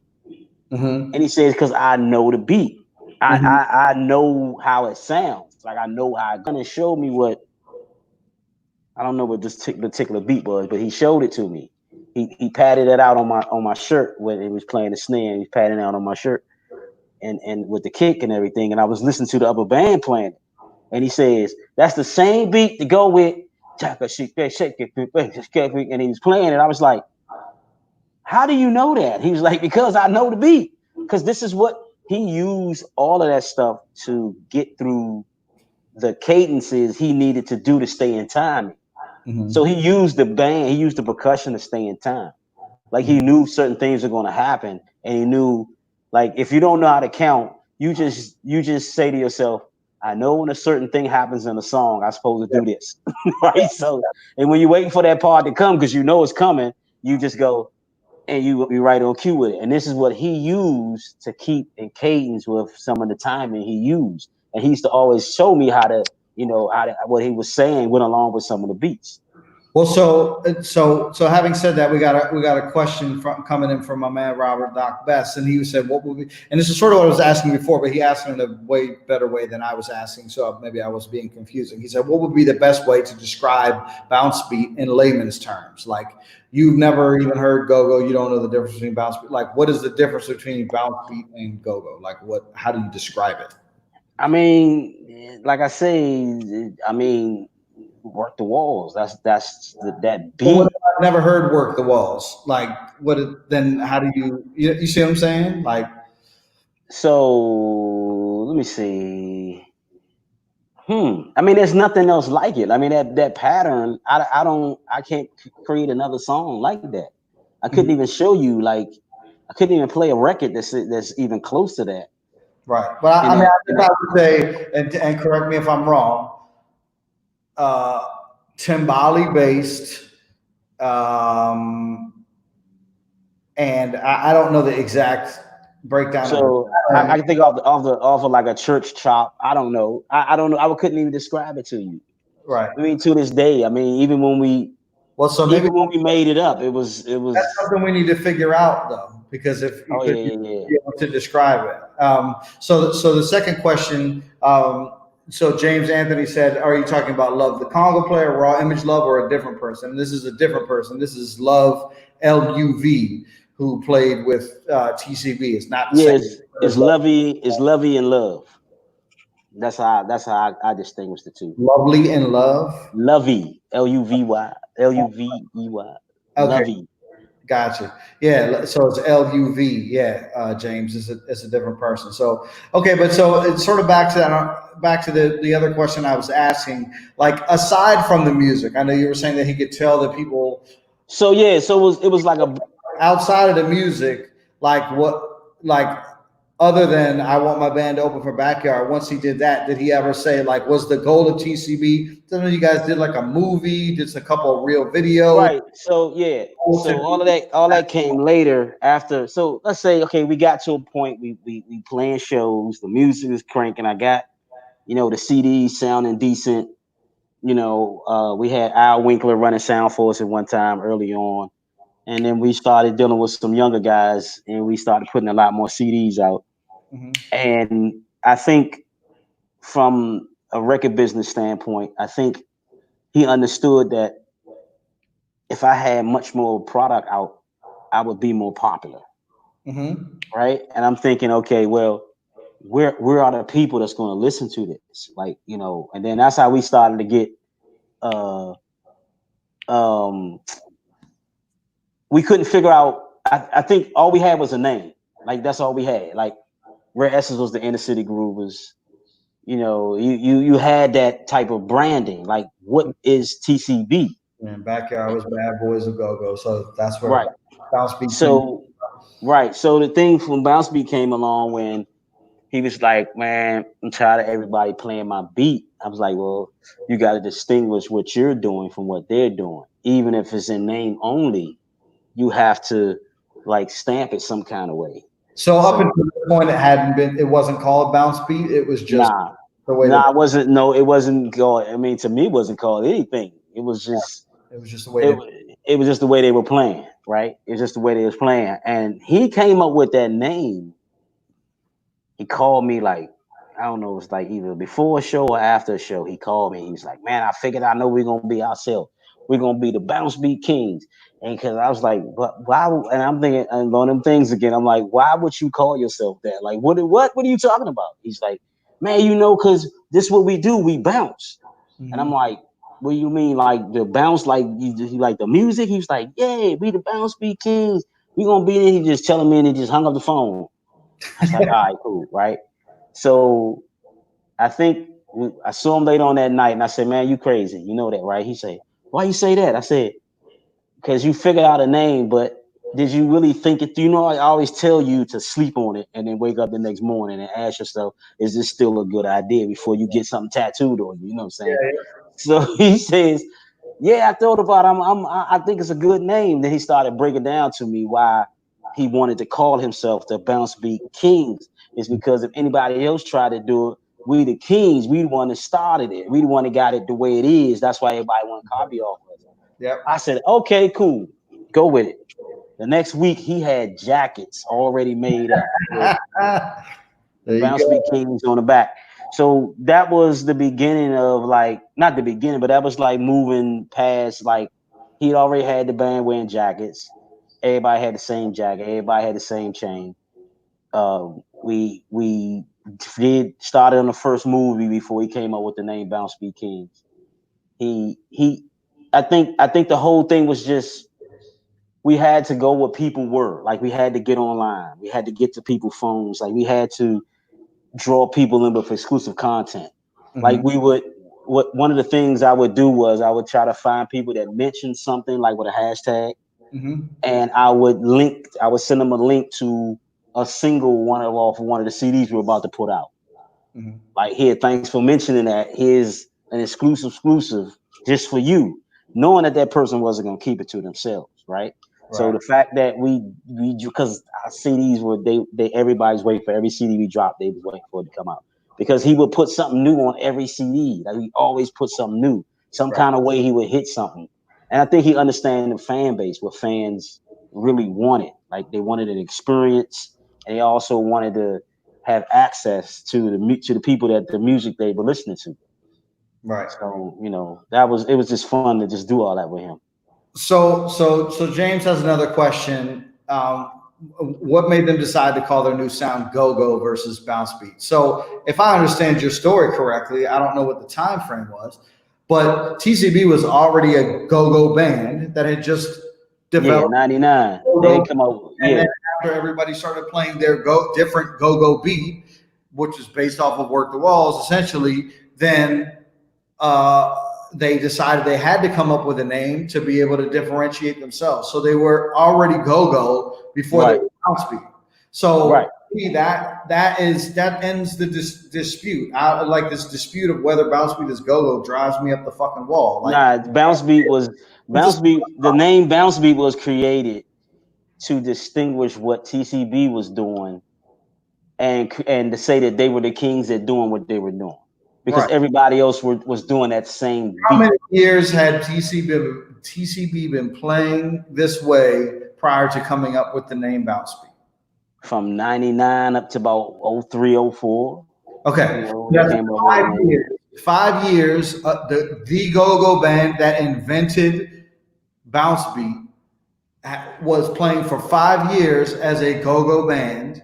Nobody had a problem with anything, and then they decided to coin the name. And I'm not going on you, James. It's just the whole, that shit drives me up the wall. Like all these old dudes, like it's not go-go. Nah, Yes, it's that's exactly how it was. That's exactly what happened. He ain't didn't go-go. he didn't create like that. That was the chicken before the egg type situation. Like they were already playing that style before he created that name. That name was just something he said, I'm gonna call myself Right, because this is the feel of the music. It makes you bounce. right, So it's a bounce beat. It's not like a traditional pocket beat. It's a bounce beat. So right, I'm the king of bouncing right, because I can bounce a go-go beat. right. That's all it is, and that's what Backyard does. That's what in some Northeast Groove song they do bounce. Like they do have this pattern of timbales and drums that make you bounce. Right. It's just crazy to me because it's like it sounds to me like Curtis Blow saying that the Migos is not hip hop. Like, okay, yes, it doesn't sound the same. It's a new generation. It's 3 4 generations past, but it's still hip hop. Like it still comes from the same thing. They're still rapping. TCB is still a band playing heavily percussive music in Washington D.C. multiple times a week for the same fans that go see Backyard. It's go go. Get It's over it. go-go. Like It's go-go. I, So it drives me up the wall. Sorry. what I've learned from from my days back in the New Jack Swing Uptown days is that so you have Jodeci. Jodeci is a great group, harmonized. They can sing real good, Yep. right? They the wave right now, right? You looking at them like they're the epitome of what you're looking at. Like, okay, they have this way they dress, they have the way they step, they have the way they talk, they have the way they sing. Now, Brand. so guess who's on the sidelines looking at that? Not saying that they are, but guess who's on the sideline looking at that saying, man, those guys can't sing. We'll run circles around them. The Temptations. Mm-hmm. Temptations is the best R&B. But when you comparing stuff like that to each other, there's a time and a place for everything. You can't get Jodeci to sell out an old school 70s Motown because they don't like that style of music. and you Right. can't get the Temptations to open up for them at the BET Awards in 2014 or 2015. Like, I mean, you could for nostalgia reasons, but that's that's where stuff is moving to. You either have to stay relevant because new blood is being injected every year. There's cycles moving around with this music. It's not the same music we listened to in the mid and late 90s. It's definitely not the same music. I mean, it's the same in every other genre of music. It's not exclusive to go-go. No, it's not. I'm just it's such a to me it's such a silly waste of time and energy to spend your time worrying about whether. And I'm sorry if anybody's watching this that feels that way, but it's to me such an incredible. I just feel like we spend so much time being irritated about shit that doesn't even matter. Like if you just took that time and like Yeah. created something dope, then we'd be much further along. Like like I There's a place for that. I mean, like the Temptations are always going to have shows. They're always going to have a fan base, right, but that fan base has gotten older, yeah, not because they don't like Jodeci or they don't care for them. It's just that they were in a different era. right, It's just that your mom and your dad had sex and you were just born at an era. That's just right, it. right. And there's nothing you really can do about that. And we all gonna get older. Older guy told me, man, nobody makes it out alive. Everybody comes down this road. Yeah. So if you keep going through life thinking that having delusions of grandeur, like you've always going to be the person you was 20 years ago, you're gonna have problems in your life. Like people are not gonna always respect it. Like the old OG coming home from jail. The young cats got guns too. They ain't trying to hear that. Right. Right. So it's about respect and it's about understanding. Like even the stuff we was on at one particular time, it was some other people listening to that. I didn't listen to RE in the 79 and 80, 81, but I got older cousins that love that stuff. Right. Right. I couldn't play nothing past 85. They think I'm crazy. All right. So stop being grumpy old man is the moral of the story. Okay. So let's move on to so okay. So TCB ended in what? Or when did you stop work? I mean, you still sort of work with TCB. Yeah, I'm still down with them. So what happened was so Lo got sick and the band hung on that the band that he had put together before he got sick. They hung on to almost when he passed away. And right after that, a lot of things started to separate for the band. People were leaving, and it was just hard to keep the unit together that they had. Because he And was. they tried to, yeah. So they tried because Polo held everything together for real. Yeah. He was the guy that made everything go, and that was sudden. Like to have that happen to them was something real, and what reminds me of that is the Tony Red situation as well, Yeah. because it came out of nowhere. Like nobody was Yeah. expecting that to happen. For So sure. they feel like, when I talk to the guys, I just feel like they, the original guys that were there when Reg got sick, they feel like they back to where they were before. Like it's not, it hurts just as bad. Reg wasn't the lead rapper, but he was a good guy. Like he was the one who was always doing stuff and having fun with the band. Right. Right. So, they've gotten older. They got Bo's held them together. They got a good group of guys now that actually make the music sound great. So Bo, prior to Low passing, Bo was what, the two mic? Bo was the two mic with Sweets, Okay. So and there they was had a like dual. Okay. yeah, Gotcha. and they had Corey and Sean at one time on the front line. And when Sean left, they got this girl. They got Tiffany. She Mhm. sung for a little while. And Sweets left. They got Tony Reds. Sweets came back, or before he left, we got Tony Reds. And actually, Polo put him in the band. He asked Reds to get in the band. He asked him, and Reds was in the band for a while. Like he was there before Lo got sick. Mhm. He was a big part of TCB, Mhm. a big part.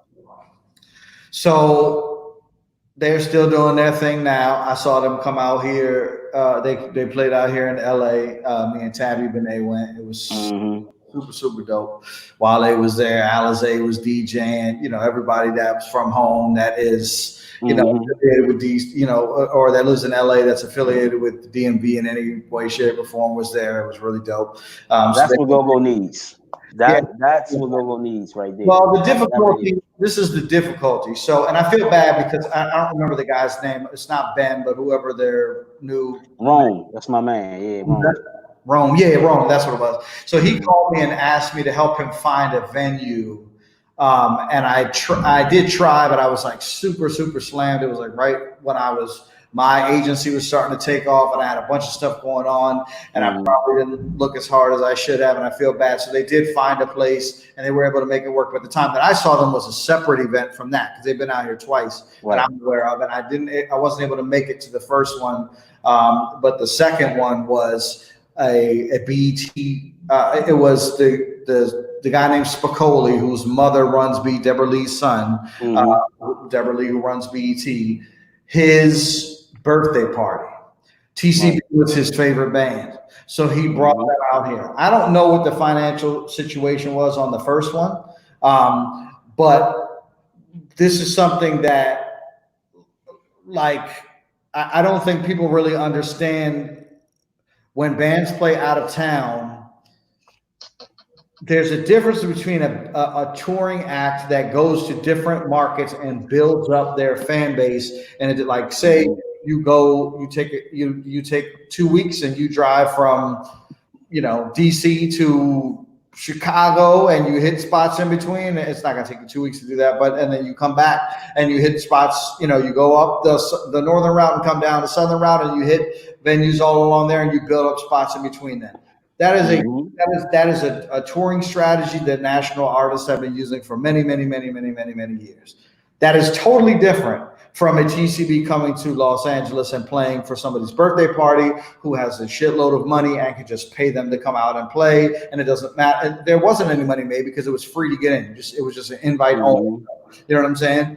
There's a difference between that, and there's also a difference between like Miami Takeover or going to play in in Africa for these events where it's people from DC are going to these events. You know what I mean? And there's a trip and there's a bus trip or flights or whatever. And there are people that are paying the same amount of money that they would pay to see this band in DC, but they're just going to, and it's the same people and they're just going to see them in another place. That's a totally separate strategy from going on tour and developing a fan base in other markets. And I don't want to dwell on that too much, but I just wanted to make sure that I said that because TCB coming out here to play at somebody's birthday party is not the same thing as TCB coming out and building a fan base in LA.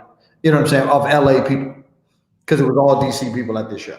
Yeah. But what I've always told them was wherever we at, we're gonna sell them something.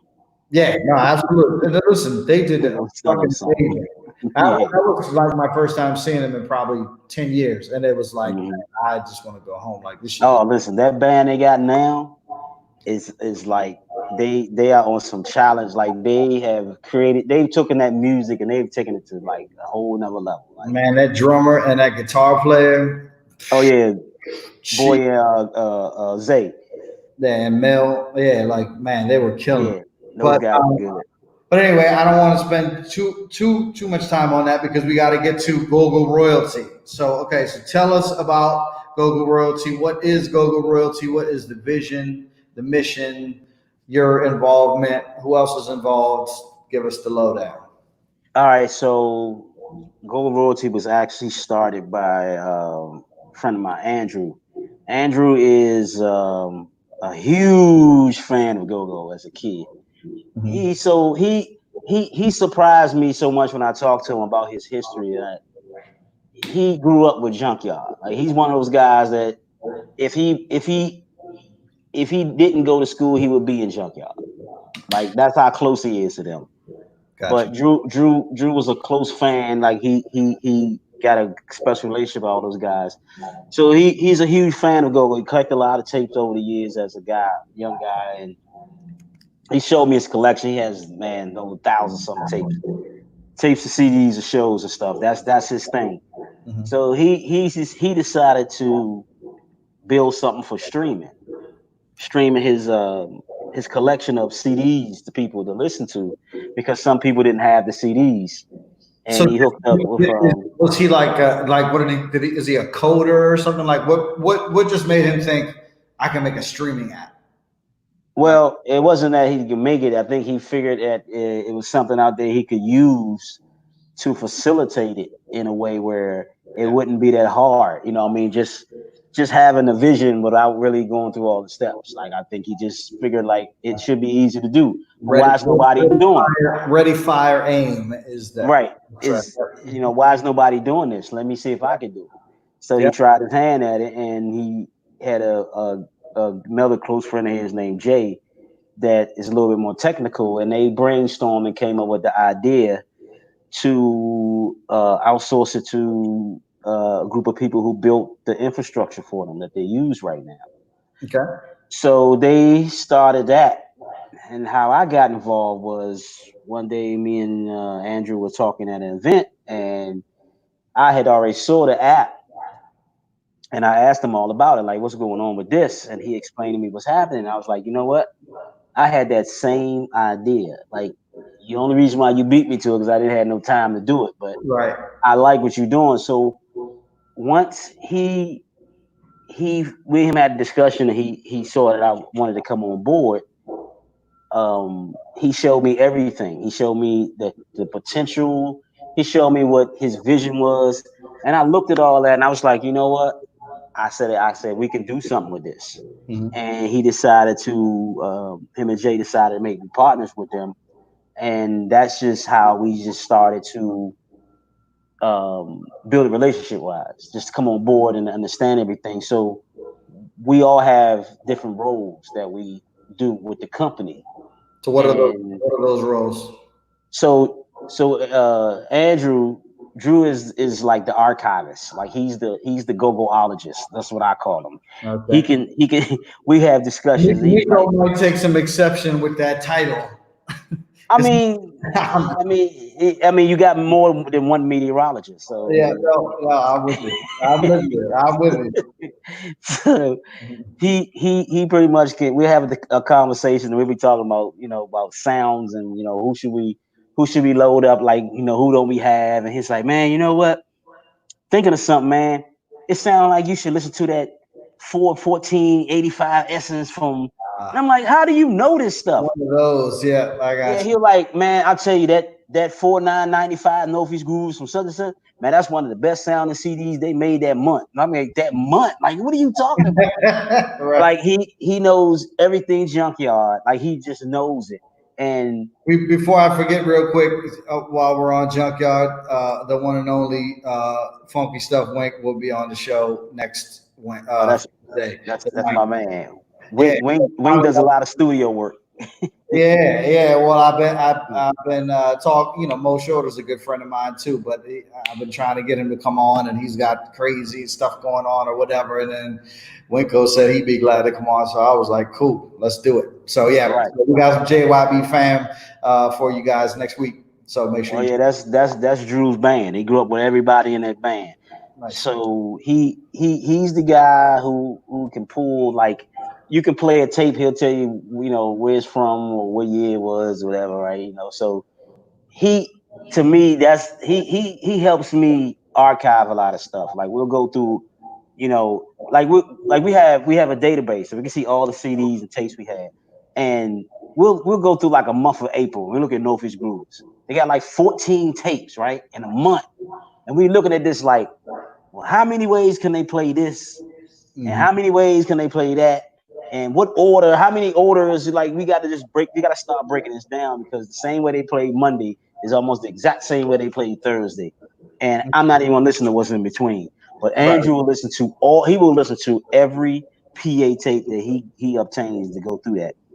And Nice. Jay helps us with the merchandise. Jay is the technical guy. He's the one that, like, I call him the brain sometimes, because he comes up with like technical solutions to stuff. Like, we're trying to get into like the streaming type thing right now. So him and Andrew going back and forth, so we're trying to figure out what capabilities could we use for that. And You talking about live streaming shows? You mean? yeah, like live streaming shows, paywalling it. Right. Actually having it so you can actually make money from it. You don't have to keep asking for donations. You can actually set it up where you can actually pay for a link. You can watch it. You can't send it to nobody. They can't duplicate it. Yeah, you might get your phone and do that to it, but you're not going to get another feed like an HD Right. feed from that type of situation. Um, so those guys got all that. They put all that together, and I think me coming aboard pretty much is helping them live up to the expectation of what this platform actually can do. So the vision of Gogo royalties to be the Spotify, the Tidal, and the Pandora for Gogo, just strictly all Gogo.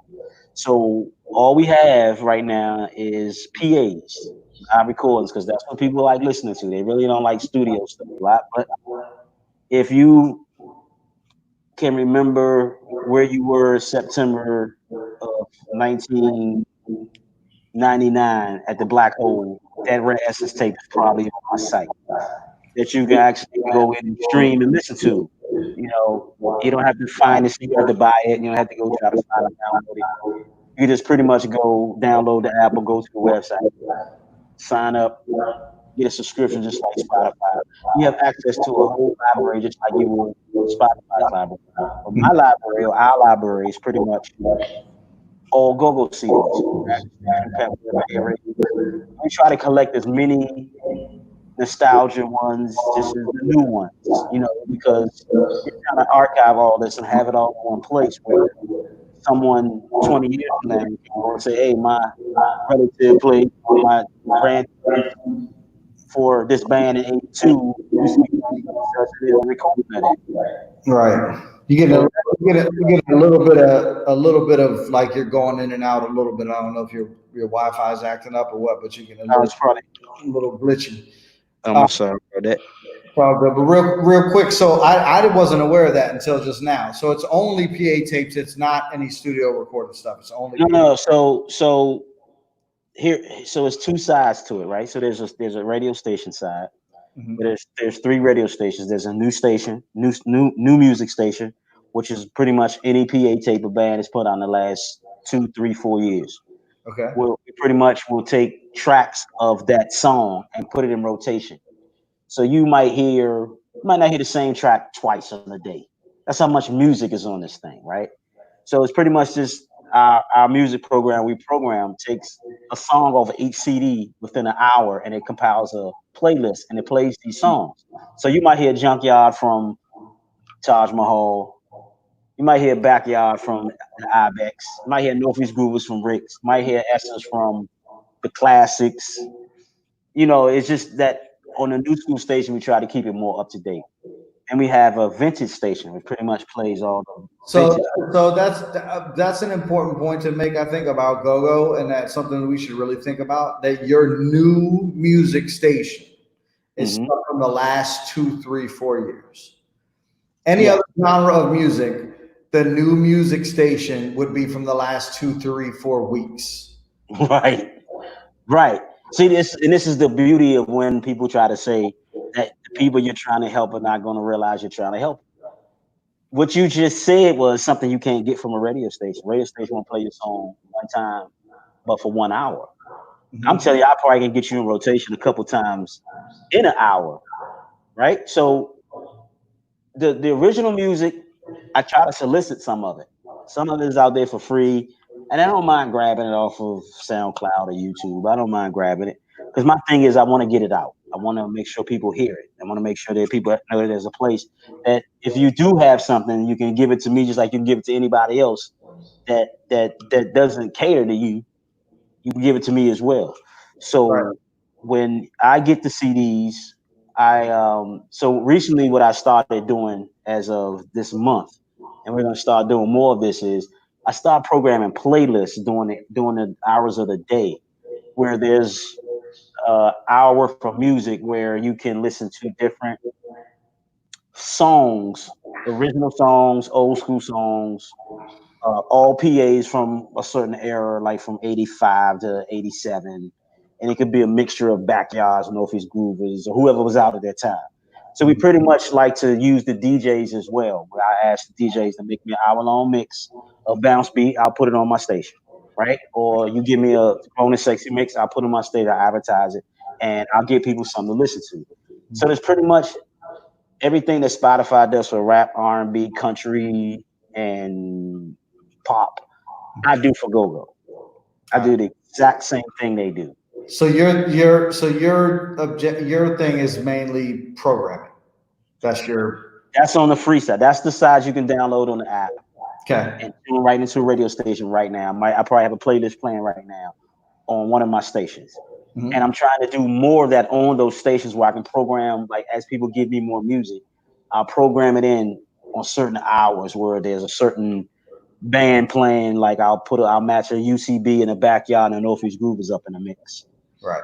I'll do a Hucklebucks old school mix with the Hucklebucks and a Northeast Grooves from Sugarcane Palace or something, right? And On I'll the do paid side, it's more like the paid version of the pay Spotify. side is like on demand. You can listen to any CD you want, anytime you want, and you can create playlists. So you could take me out to the go-go from Highland, EU from Kenilworth Park, playing Don't Stop, or whatever, EU Freeze. And you can create a playlist out of all those thousands and thousands of CDs that you can name and come back and create a new one. You So know, instead of like how we used to do, where we used to have to take the two tape decks, and if it was something off the radio or like on another tape, you have to like record and then stop and then record it again and then stop and then record it again. You could just click a button, add to the playlist, and you got your playlist right there. yep, that's exactly how it's done. So you don't Make have the to workout playlist or whatever. So we just turned that capability on like a couple weeks ago to do that, so people can go in and pick their favorite tracks off of a CD. They don't have to listen to the whole CD. They can make a playlist out of 3 consecutive songs that you like that a certain group played. So, and I think my selling point to people is that you don't have to go shopping around for all these CDs that you don't have. I have them all in one place. Right. Just like you don't have to go search for every Jodeci album if you like Jodeci, because Spotify would have it in their catalog, and you would just have to just go and listen to it, stream it. So that's the value proposition to the listener. What's the value proposition to the artist to put their stuff up on your what makes you different? Like why should So I'm no different. I do exactly. So I have these licenses that I pay for. But here's the thing with GoGo. You know who I pay my license fees get paid out mostly to? Old school GoGo. and why Old school GoGo, like the studio albums. and why Like is take the stock of them, because there is no published new music out. Like there's not a lot of it. well that's There's not that's a the lot. point that I was that's the point that I was making about your news station being from 2, 3, 4 years ago is that we It's don't just PAs. It's mostly PAs. It's mostly PAs and covers, a couple of original songs. So what I decided to do was I decided to sweep through a lot of the music and try to find bands who would say something like, "This original right here, y'all. We're gonna play this for the first time," or you know what I'm saying. I'm going through like some of the PAs to find some of that stuff. So I'm compiling like some of the new studio stuff that I say Michelle Blackwell went and recorded, or let's say Swamp Getty went in and recorded like some stuff. I'll compile all that to a playlist, which I'm gonna probably do over the weekend, and I would say original go-go music mix, and I will play that for a straight hour, and I can set that at 3 o'clock, and I also run it again at 6, and I let people know that if you want to listen to original go-go music, and people, I'm trying to get people to say, well, why you ain't playing my song? I don't have your song. That's why I don't play it. I'll right. play anything somebody gives me. Okay, so let me ask you a question. So say I'm a band and you Mhm. say, "Hey, I'm willing to pay you to get your original song." How does that payment work? I mean, you don't have to tell me how much it is, but just how does that So work? And then also how do I get to you to submit my song?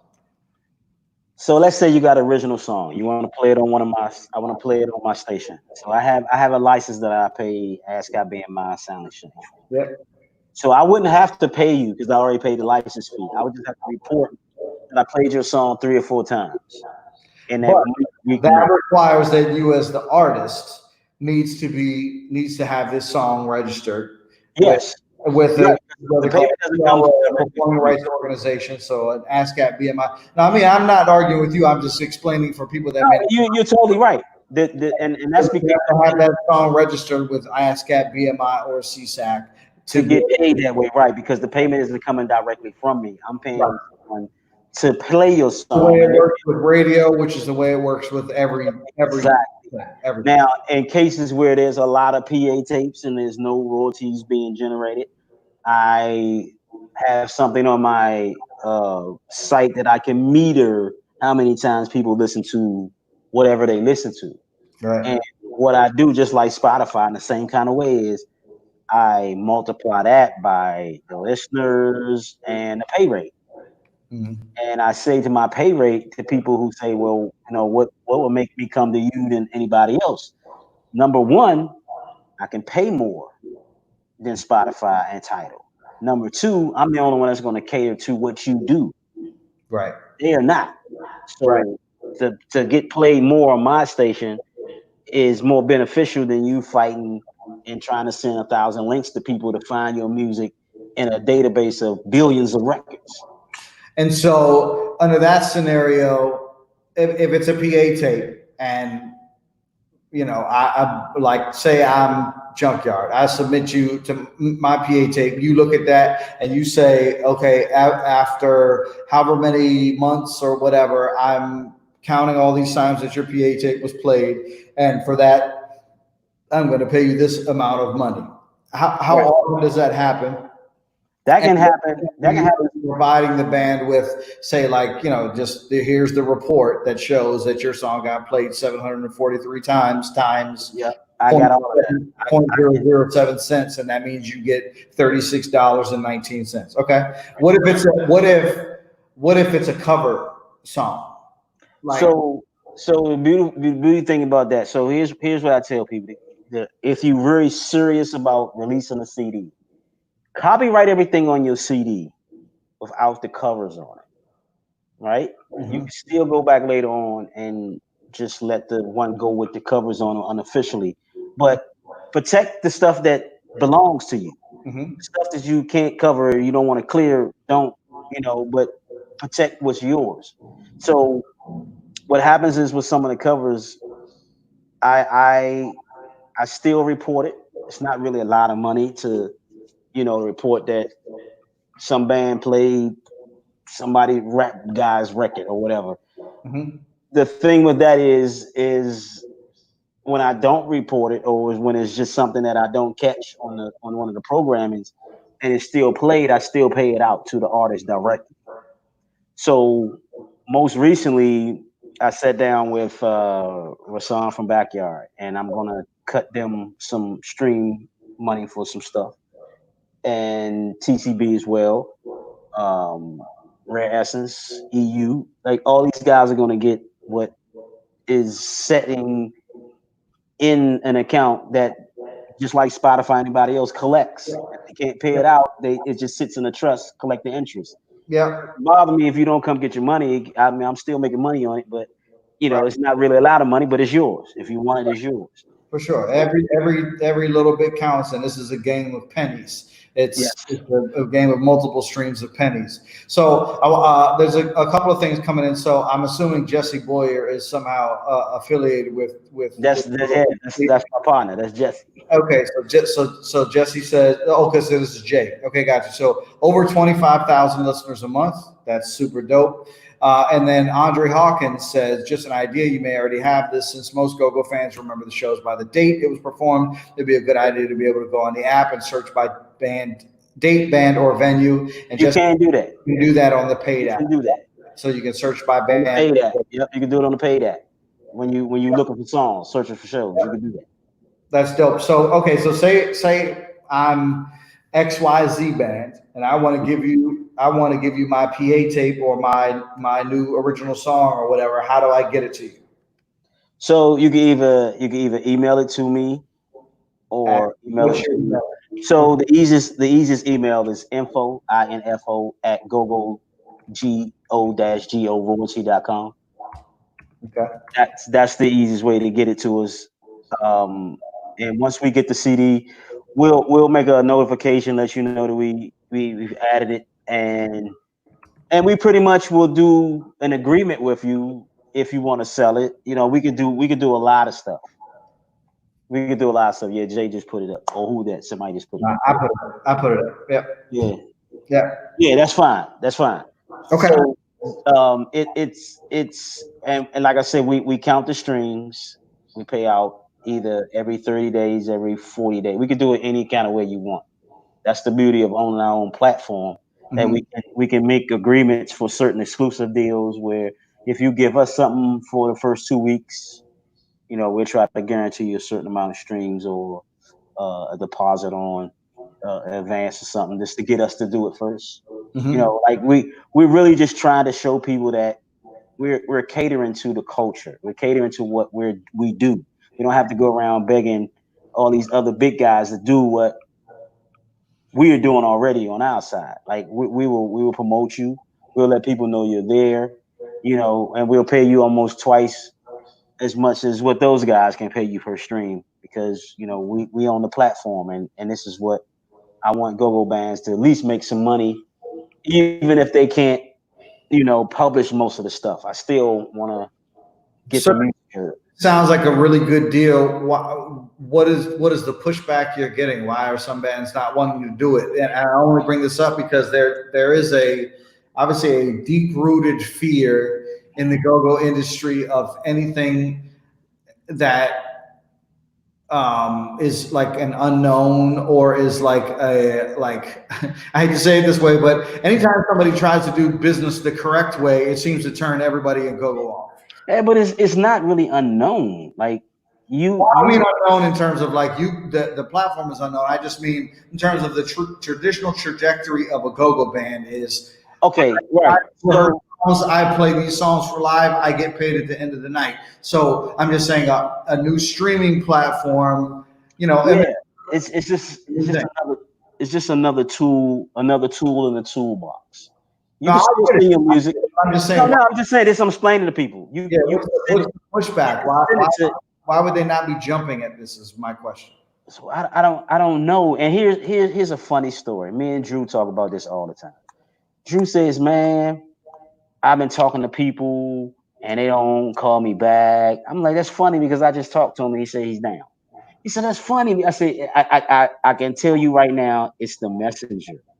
A lot of times we don't trust certain things coming from certain people. And if we don't really trust the person to know them, even though it looks like something that's good to us, because go-go has been so scarred over the years of being taken advantage of, you always think that there's an angle to it. Like, why would you want to help me? Like that doesn't even seem right when everybody else is always trying to take.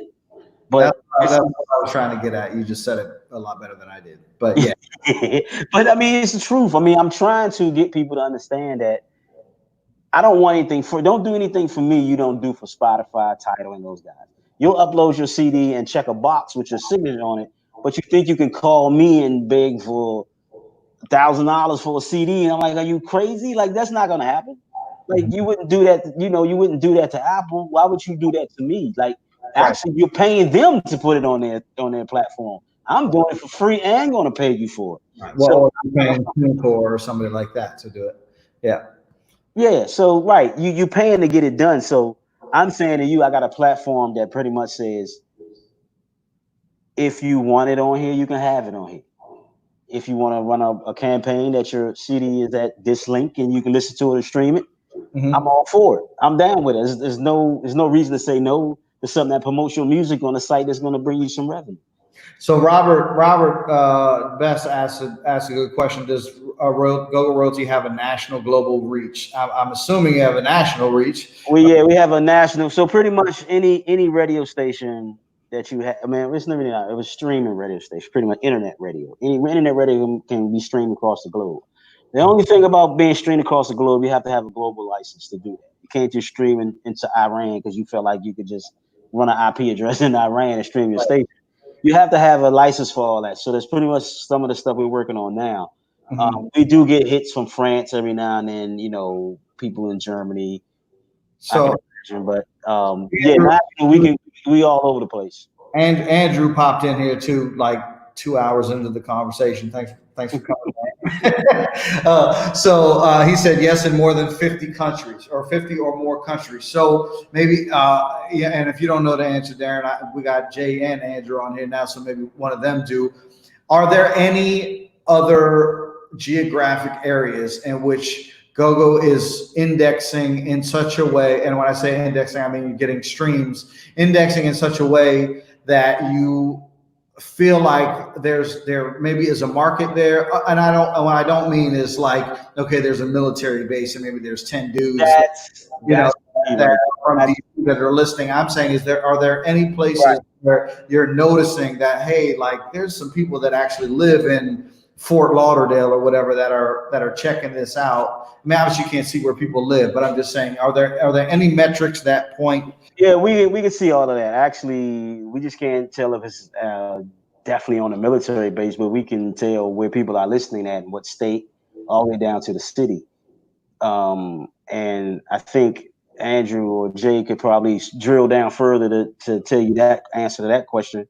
But most of it is us just letting people know that it's out there, and building it that way. And right. So Jay says Puerto Rico, the UK, and Japan. So yeah, so the UK doesn't UK and Japan don't surprise me at all. I've talked to multiple promoters in the UK. They are very into this kind of music. I booked Trouble Funk over there one time. Obviously, Trouble Funk played in Japan back in the day, and they still have fans over there. Puerto Rico, I'm surprised to hear. That's really encouraging. I didn't know that there were any really people in Puerto Rico that were interested in it. So that's super dope to hear. I'd also be interested to hear like what content are they consuming? You know what I'm saying? Like, are any of them listening to Bounce Beat, or are they all listening to like the old Trouble Funk records and Rare Essence? We can tell too. We can tell what station they listen to, right? Because every station has its own dashboard. We can actually look at it and get analytics on that. Like I said, those guys are right there. They probably can tell you right now on the fly. Yep. Yeah. So I'm just asking my question for myself, selfishly, but anybody that's listening that has a go-go band, and I see somebody has been sold here. I think that's my man, Big John. I don't remember who you play for now, John, but mature clientele, maybe, I can't remember. But anyway, we got people that are interested now, and I think if you're in a band and you're watching, this is something you should be taking advantage of right now. Like, there's no reason why not to. I don't, I just don't even understand. Andrew said vintage and today's go-go station. So that's really encouraging to hear that people, we got three stations. Bounce Beat station is just strictly for Bounce Beat. I like working on that station because I understand it a little more. Yeah.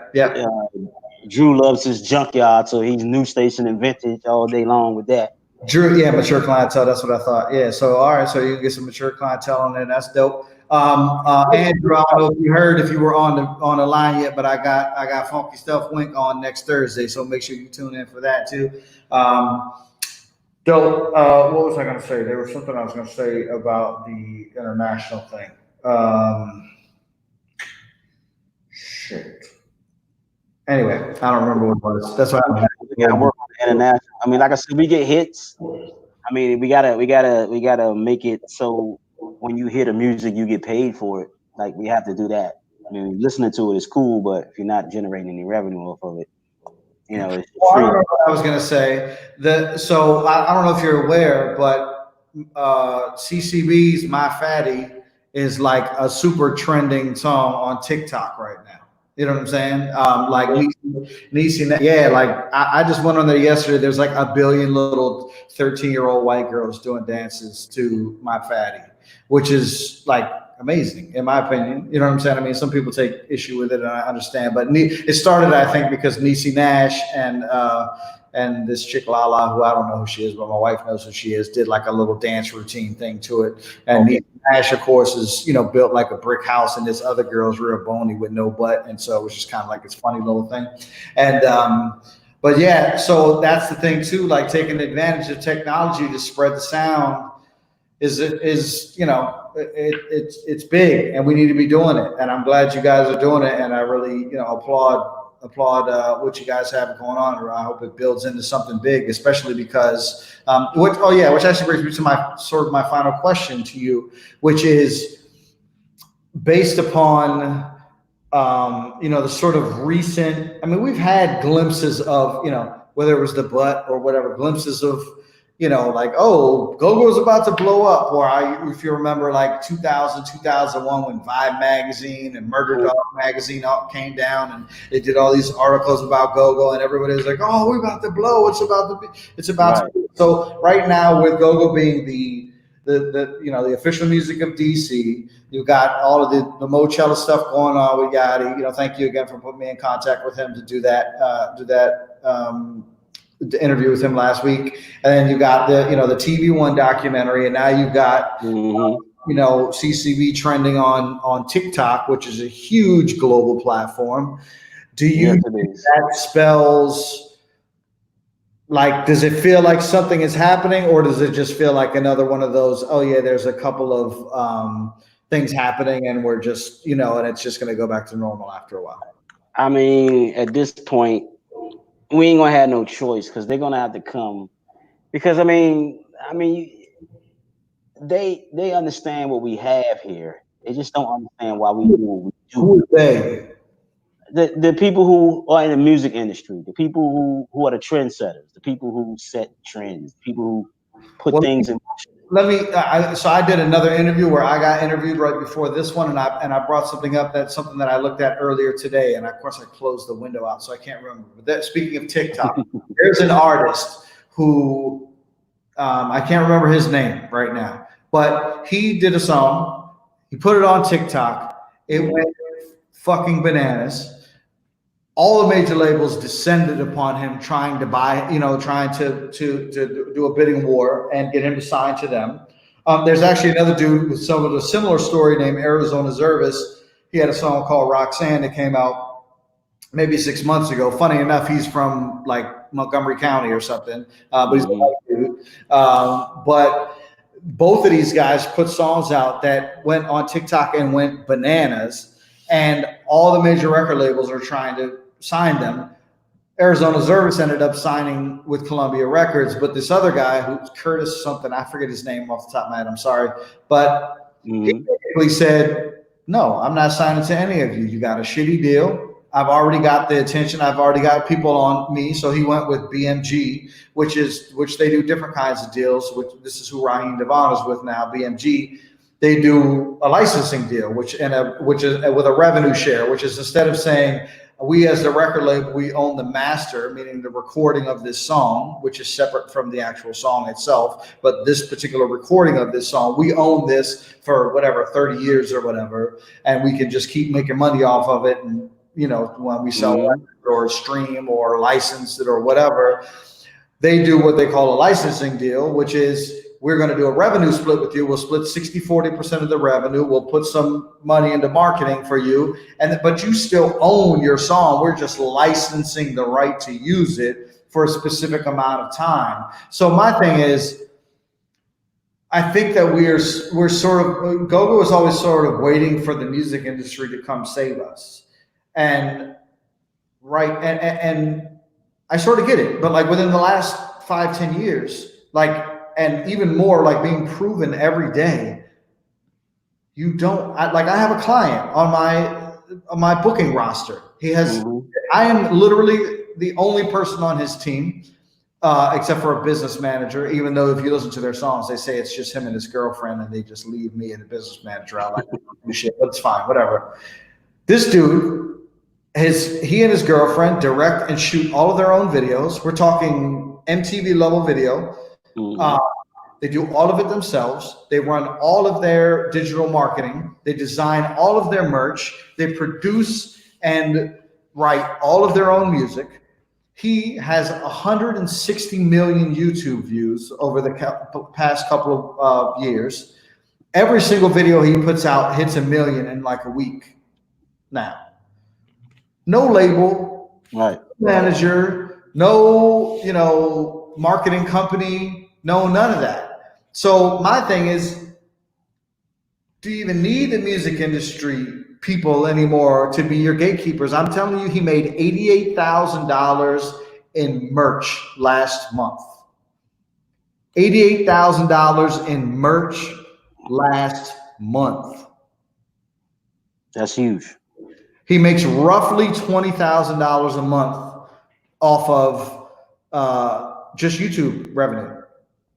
So basically, he's like the hardest client I've ever had because most of my clients make all their money playing shows. He doesn't give a fuck about playing shows. Coronavirus because he doesn't make as much money playing shows as he makes off of YouTube and selling T-shirts online. You know, right. What I mean? And what he does, they still print up CDs and he sells a CD, but he signs every single one of his CDs and he posts on his Instagram every time they go to the post office. And there's this big ass box full of packages dumping them into this big ass vat at the post office. So that, do you feel like we're sort of like waiting for something to happen that's not going to happen and something that we can take control of ourselves? Well, I think we need something to have to do that with. Like, I mean, we don't have a hit record. We don't have a hit production team. We don't have a really like flagship band that we can send places that will prove that we are worthy of the attention that we are seeking. Well, you mentioned that we don't have a production company because actually we do now because I just started one. Well, yeah, there was you filled the void. That's what I'm saying. So you didn't wait. So, but that's what I'm saying. Like you didn't wait. Like you said, okay, what aren't we doing? Let me do it. Yeah. Same thing with this app. Like what do we need? Yeah. What is that people always complain about? Getting our music heard. Okay, we got something for that now. Yeah, so I love it. Why would you not tune into this? I mean, people have tried it. We're not reinventing the wheel, but what we're saying is that we can treat you better than you've ever been treated before because we could be fair. Yeah. And being fair is not really being taken advantage of. It's just doing what's normal. For sure. And I think we need this. I think we need something that we can say, hey, we meet an out of towner, and it's hard for me to find go-go music. People always say my music's on iTunes. I can never find it on iTunes. Everything else always comes up, but nothing that I'm looking for ever comes up. You can tell somebody, you can go to gogoroyalty.com, type in my name and my band name, and it'll come up. All my CDs I've ever performed on, and all you can see all of that. Yep. And this is what I'm telling you, I can do. There's nobody else going to do this for you. Right. Like, they're not gonna put up every PA tape you put out because there's so many things of criteria that they have to clear before they do that. Yeah. And I'm just saying, if you do it with me, I can get past all of that. This is for us. This isn't for them. This is for us. And most of your fans are going to be here anyway. Your fans are not going to be nowhere else. Right. Right. Well, look, man, I'm really excited about what you're doing. I think it's dope. Yeah, Robert Doc Besser, you're waiting on a go-go savior. Yeah, I mean, I think that's what we are. Nah, yeah, we got to do it on our own, man. It's like we can't wait because ain't nobody else coming to get us. Like they really not. Unless we got something that they really see some value in. Right. And that's not nothing I see right now. Well, because you have to have the leverage. Like that's the thing. Like you have to build something first. Like I think everybody in Gogo wants to get paid first before they build anything. You have to build the shit first and provide value, and then you get paid. Like it doesn't work the other way around. It's like everybody thinks I'm just supposed to get paid for playing music.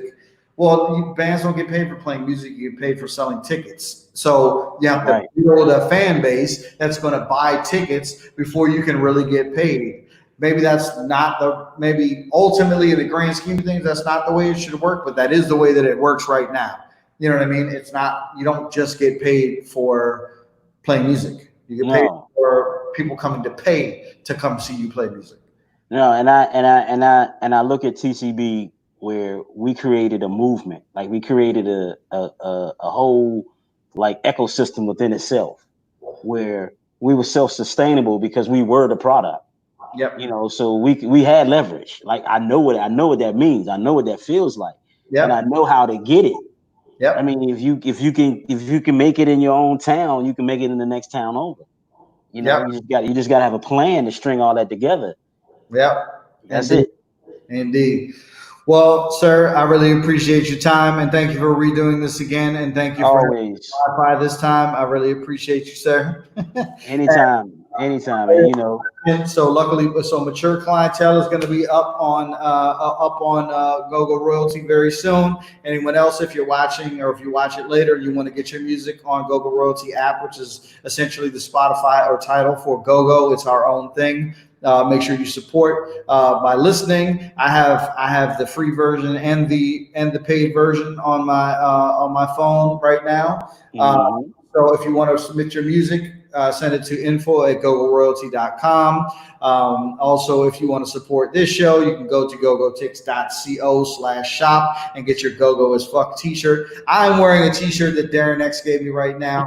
The Capital City Gogo, which means that I need to return the favor and I need to send you a Gogo as Fuck t-shirt. So I'm going to do that. We're going to get. Oh, really?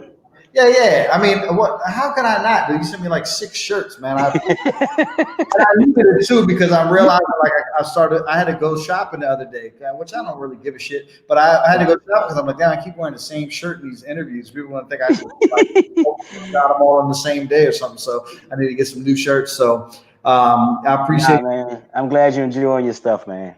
Yeah, man, definitely, 100%. I appreciate you doing this. Thank you, everybody, for tuning in. And yeah, man, we'll catch you soon, Darrin. I'm sure we'll talk within the next few days, like we usually do. Appreciate We will always. All right, man. Have a good one. All right. You too. All right, thanks everybody for tuning in to Gogotalx, brought to you by Gogotalx. I'm your host Malachi Johns. Thank you for joining us with Darrin X today. Make sure, if you are a band or an artist in Gogo and you want to submit your music to their app, which is super, super dope. Send your, email them or send your music to info@gogoroyalty.com. It's up on the screen. If you would please do me a favor, if you have not already, please subscribe to this YouTube channel and click the little bell icon that will remind you when a new episode is coming up. And you can check gogotalx.co for the upcoming schedule. We try to get it out as far as possible, but there will also always be up at youtube.com/gogotalx, where you can set a reminder for any of the shows that you definitely want to watch. Thank you very much, Robert. I appreciate it. And tomorrow we have Fairleigh McCaskill, the Senior Director of Publicity at Atlantic Records. If you have any desire to learn about the greater music industry and how to get your music out there on a larger scale, it's something you definitely want to tune into. On Friday, we have my good friend Conan, who, if you weren't paying attention, you would know that he's been on Baltimore Station 92Q for a very long time. But if you were paying attention, you would know that he got his start very early doing shows with Icy Ice, and also set up the Go-Go station at 1450 WOL, and also set up 1580. He wasn't ever on 1580, but he was part of building that station that was playing Go-Go early back in the day. So make sure you check that out. That's coming up on Friday. And then next week, Wednesday, I have my good friend Cam Poles, who is the manager of Black Alley. I feel like I was trying to book Jay-Z to get him on the show, so I'm glad he finally was able to do that. And then next Thursday, we have my man Funky Stuff Wink of the legendary Junkyard Band. And then next Friday on the 10th, I have Charles Stevenson. If you don't know him, he was the co-author with 1580 AM. I'm sorry. He was the co-author of The Beat with Kip Lornell, the Go-Go book that came out a few years ago. He also was the original manager from EU. So we're going to talk to him and get a lot of history in that one. So thank you guys so much again for tuning in. Sorry for this long ass outro, but I'll see you tomorrow with Fairleigh McCaskill from Atlantic Records. And make sure you tune in, subscribe, follow us on Instagram and all that good shit. So have a good day, everybody.